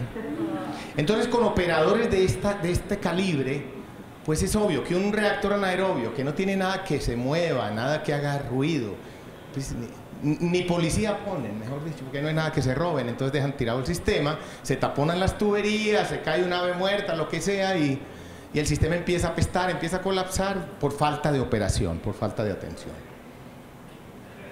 Una comparación de un sistema aerobio para tratar las aguas residuales de 100.000 habitantes, por ejemplo, unas 10 toneladas de cubo por día. En un reactor aerobio yo probablemente remueva el 90% de contaminación fácilmente, pero al hacerlo voy a requerir energía en aireación. No se alcanza a leer ahí, estamos hablando de más de $500,000 al año de aireación, $500,000 para airear este reactor, y definitivamente voy a obtener una cantidad de lodos en exceso todos los días que tengo que disponer. Si yo esa misma agua residual la llevo a un reactor anaerobio, a un USB, entonces el reactor va a ser mucho más pequeño. Probablemente no remueva el 90% de contaminación, remueve el 85%, el 80%. Está bien, pero al hacerlo, en lugar de consumir energía, estoy generando energía eléctrica. Estoy generando energía que puedo convertir en energía eléctrica, en energía calórica, y estoy generando muchísimo menos lodos. ¿Ok? Entonces, para que vean la diferencia entre un sistema aerobio y un sistema anaerobio, ahí está. ¿Por qué seguimos trabajando con sistemas de lodos activados y no con reactores anaerobios?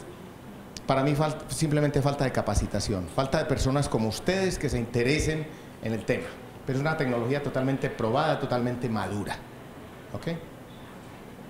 Les decía que la gente no me cree porque cuando yo hablo con un desarrollador y le digo que voy a poner un reactor USB, esto es un fraccionamiento en Guatemala, que voy a poner un USB y que el reactor USB va a generar biogás y que el biogás lo puede aprovechar de alguna forma, entonces me dice que muy rico. Y a los 2 meses me están llamando todos asustados, ingeniero, sí, se prendió la llama, se prendió la llama. Es claro que tenía que prender la llama, o sea, eso no es ninguna novedad. ¿Sí? Entonces, esta planta trata 250 litros por segundo, este es en Tapachula, Chiapas, es un sistema combinado, USB y lodos activados, ¿sí? Es un sistema que podría generar biogás no te voy a decir. Bueno, sistemas combinados que les digo he hecho por todas partes, hemos hecho. Esto es Procter & Gamble, una fábrica que hicieron en Irapuato, Procter & Gamble, la planta Milenio se llama. Hicimos un sistema combinado USB y lodos activados. El agua residual de la planta toda, aquí está el reactor anaerobio y aquí está el reactor aerobio. toda el agua residual tratada de aquí se regresa a la planta de nuevo, a proceso, pasa por un tratamiento terciario, hacemos filtración y absorción en carbón activado y se regresa a la fábrica. Fue la primera planta en el mundo de Procter & Gamble, cero descarga. No tuvo que pedir permiso de descarga porque todo el agua vuelve y se recircula, vuelve y se recircula. Entonces un sistema completamente cerrado. ¿Ok? Entonces ahí fue donde empecé y ahí quiero terminar. Ya vimos alternativas al tratamiento, ya vimos procesos físicos, operaciones químicas, métodos biológicos y anaerobios. Todos tienen sus ventajas y desventajas. Este es un sistema tradicional aerobio, como el sistema que tenemos en San Fernando, como el sistema que se está haciendo aquí en el norte de la ciudad. El agua residual pasa por unas rejas, por un desarenado, por un tratamiento primario, pasa por un sedimentador primario, donde separo los lodos primarios, paso por un reactor aerobio con su sedimentador secundario, tengo una línea de recirculación interna de lodos, una línea de purga de lodos, estos lodos del sedimentador los espeso, los mezclo con los lodos primarios, los llevo a un digestor, que aquí es anaerobio, ¿sí? Y los llevo ya al sistema de deshidratación de lodos y obtengo un agua tratada de muy buena calidad. Aquí falta desinfección obviamente, pero ahí está. Pero ¿cuál es la característica de este sistema? Requiere una alta cantidad de energía, y alta es alta. Estamos hablando de megavatios para el caso de plantas municipales. Entonces no es cualquier cosa. Nuestra propuesta hace muchos años es esta. ¿Por qué no hacemos un buen tratamiento primario? ¿Por qué no llevamos al agua al reactor anaerobio y dentro del reactor anaerobio, bien diseñado y bien construido obviamente, hacemos sedimentación primaria, hacemos remoción de materia orgánica, hacemos espesado de lodos y estabilización de los lodos? Me estoy ganando un montón de tanques, un montón de tuberías, un montón de equipos. Está bien, el agua del reactor no sale cumpliendo con una norma 30-30 probablemente, pues le hago un pulimento final, le doy un post-tratamiento de tipo aerobio. ¿Okay? Y ahora sí, el agua que sale de este sistema cumple exactamente la misma normativa que una planta de lodos activados. Y el lodo lo saco directo del reactor a deshidratación de lodos. Entonces, para que vean la diferencia entre un sistema de estos y un sistema de estos, conceptualmente, la diferencia. Con el no menos importante hecho de que el sistema, de manera neta, me genera energía. Limpio el agua y obtengo energía. Tal vez algunos no lo saben, pero hay empresas en Colombia y en Brasil que compran aguas residuales industriales. Las compran. Usted tiene un agua residual, yo se la compro. ¿A cómo me vende el metro cúbico? Porque con esas aguas residuales generan energía y la venden a la red. ¿Ok? Bueno. ¿Qué puedo usar como sistema de pulimento final? Puedo usar una laguna, un humedal, un filtro percolador o un sistema de lodos activados, cualquiera de ellos. ¿Okay? Entonces, a manera de resumen, sacar agua limpia del agua sucia es muy simple. Espero que se vayan con esa idea, o sea, eso es fácil, eso no tiene misterio. Hacerlo de una manera económica, sustentable, eso sí requiere algo más de ingenio, de raciocinio, de inteligencia, y ahí es donde entran en funcionamiento los ingenieros. Créanme, yo cuando digo que he diseñado y he construido más de 600 plantas de tratamiento de aguas residuales, no soy yo. Soy yo con un grupo de gente. Nadie puede ufanarse de decir, yo hago plantas de tratamiento de aguas residuales. No. Esto es una actividad multidisciplinaria. Requiere de un ingeniero de procesos, un ingeniero ambiental, un ingeniero sanitario, un ingeniero químico con formación, pero requiere de ingeniería estructural, requiere de ingeniería civil, requiere de ingeniería hidráulica, requiere de ingeniería eléctrica, ingeniería de automatización. ¿Ok? Entonces, créanme, no he sido yo, es un grupo de gente que siempre he tenido alrededor la que me ha ayudado con este tema. La diferencia entre un proceso realmente exitoso de saneamiento ambiental en tratamiento de aguas residuales y un verdadero dolor de cabeza radica en nuestra capacidad de entender nuestras limitaciones, de prepararnos, de estudiar, de asesorarnos de alguien que realmente conozca del tema y no de un simple comerciante. Le digo a la gente cuando estoy conversando con ellos, el día que usted requiera de una bomba, no busque un vendedor de bombas, busque a alguien que sepa de bombas y esa persona le va a ayudar. Porque el vendedor de bombas le va a tratar de vender la bomba que tiene por ahí pegada en el almacén desde hace 2 años y no la ha podido vender y esa se la vende. El que sabe de bombas lo aconseja y le enseña y le dice, esta sí, por esto, esto, y esta no, por esto, esto y esto. Entonces, cuando vayan a tener que tomar una decisión en sus trabajos, en sus posiciones donde estén sobre una tecnología, sobre algo y estén dudosos, no busquen al vendedor, busquen a alguien que sepa. ¿Ok? Bueno. 3 requisitos para que funcione: un buen diseño, una buena construcción y una buena operación. Cualquiera de los 3 que falle y es un dolor de cabeza. Puede estar muy bien diseñada, puede estar muy bien construida, pero si no hay operador, eso se va al traste. Es más, puede estar bien diseñada. Si hay un buen operador, aunque tenga deficiencias en construcción, el operador nos ayuda a corregirlas. Pero en general son 3 criterios para que esto funcione: un buen diseño, una buena construcción y equipamiento y una buena operación de la planta. Sistemas de monitoreo de calidad de agua en línea ya están desarrollados hace mucho tiempo. Tenemos turbidímetros en línea, tenemos analizadores de cloro residual en línea, analizadores de color. Hay muchos instrumentos. Se están desarrollando hoy en día analizadores de DQO en línea a partir de celdas de combustible microbiológico. Entonces la instrumentación existe, pero independientemente de eso, de que haya un buen monitoreo, ahí está el aparato midiendo y esto, es necesario que quede bien claro. Una planta de tratamiento de aguas residuales es la única planta en el mundo, la única fábrica, la única empresa donde no hay control de calidad de la materia prima. O sea, a usted le llega, usted hace una planta municipal para tratar las aguas residuales del Retiro o de Santa Fe de Antioquia. Lléguele lo que le llegue, hay que tratarlo. No hay de otra. No es como en una fábrica donde analizo la tela, donde analizo el colorante, donde analizo el plástico, y si no cumple con un estándar, lo echo para un lado. No, en la planta de aguas residuales tenemos ese hándicap, esa limitación. Llégueme lo que me llegue, en flujo y en calidad. Que en las 2 de la mañana no entra agua, pero a las 12 del día entra un chorrotón de agua, hay que tratarlo, pero hay que saber cómo hacerlo. ¿Ok? Entonces, es una de las desventajas. En procesos biológicos, y es algo que no entiende la gente, le cuesta mucho entenderlo, en procesos biológicos de tratamiento, sean aerobios o anaerobios, la única variable o la principal variable de que dispone el operador realmente para operar su planta de tratamiento de aguas residuales es, ¿cuál? La purga de lodos. Cuesta, pero yo sé que cuesta, pero está bien. ¿Por qué? ¿Puedo controlar la cantidad de oxígeno disuelto? Sí, yo puedo apagar un soplador o cerrarle un poquitico a la válvula y disminuir el oxígeno en un tanque de los activadores, eso es cierto. Pero mecánicamente el soplador, ahí está. Esa es la instalación mecánica con la que cuento. El agua cruda, tengo que recibirla como llegue, con colorante o sin colorante, en mayor flujo o en menor flujo, tengo que recibirla y procesarla. Tengo una variable, ¿sí?, como operador de la planta, y es purga de lodos. Es realmente con eso con lo que yo puedo jugar como operador. ¿Ok?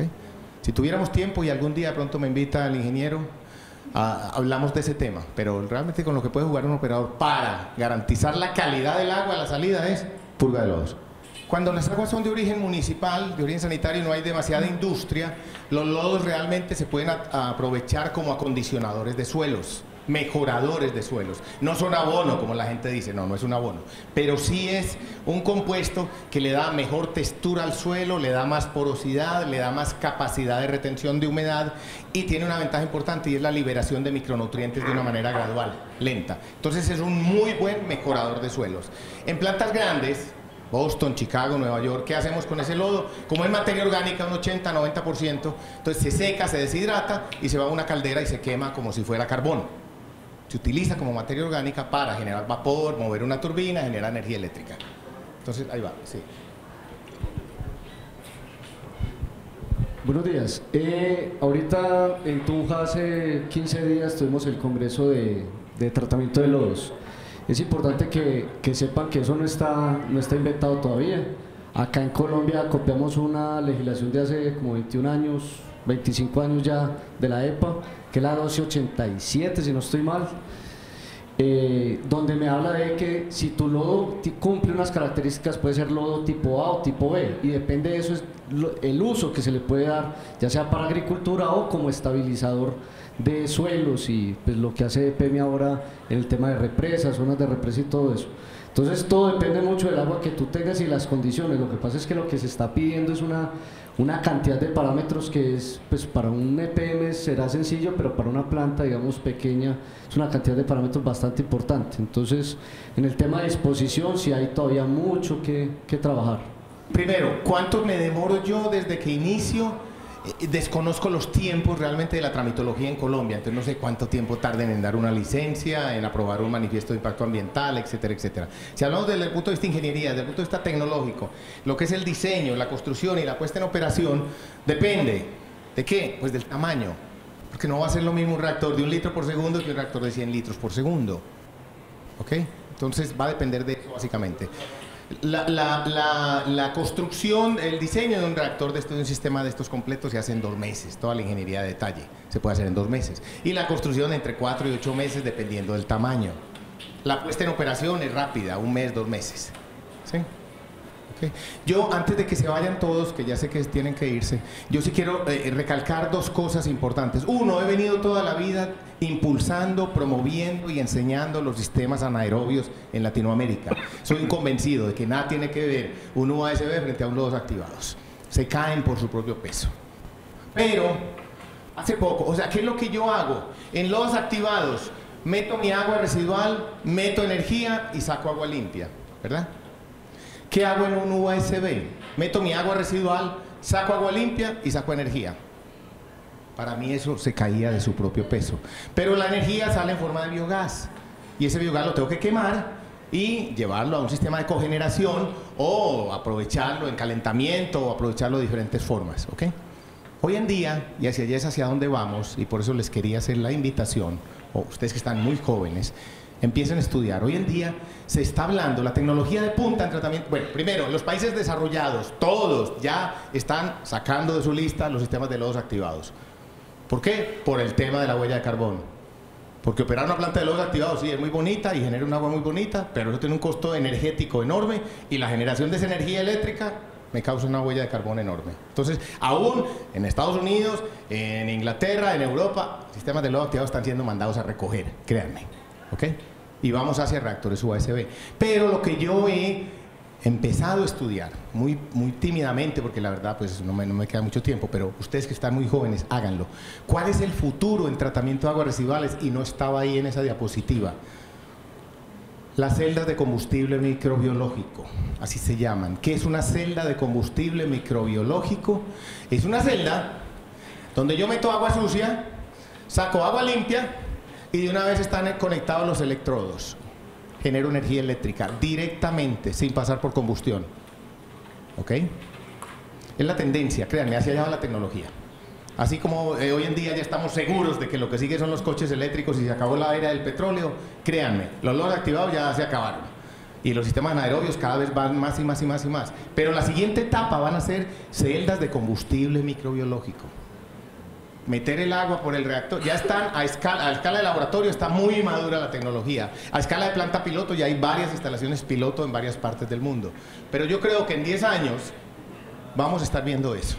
Meto mi agua residual, saco agua limpia y de una vez estoy generando energía eléctrica.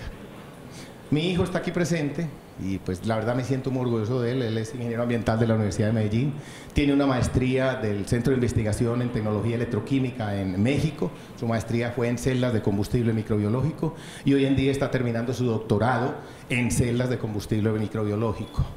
Créanme, para allá va esto. Muchas gracias por su tiempo y su paciencia.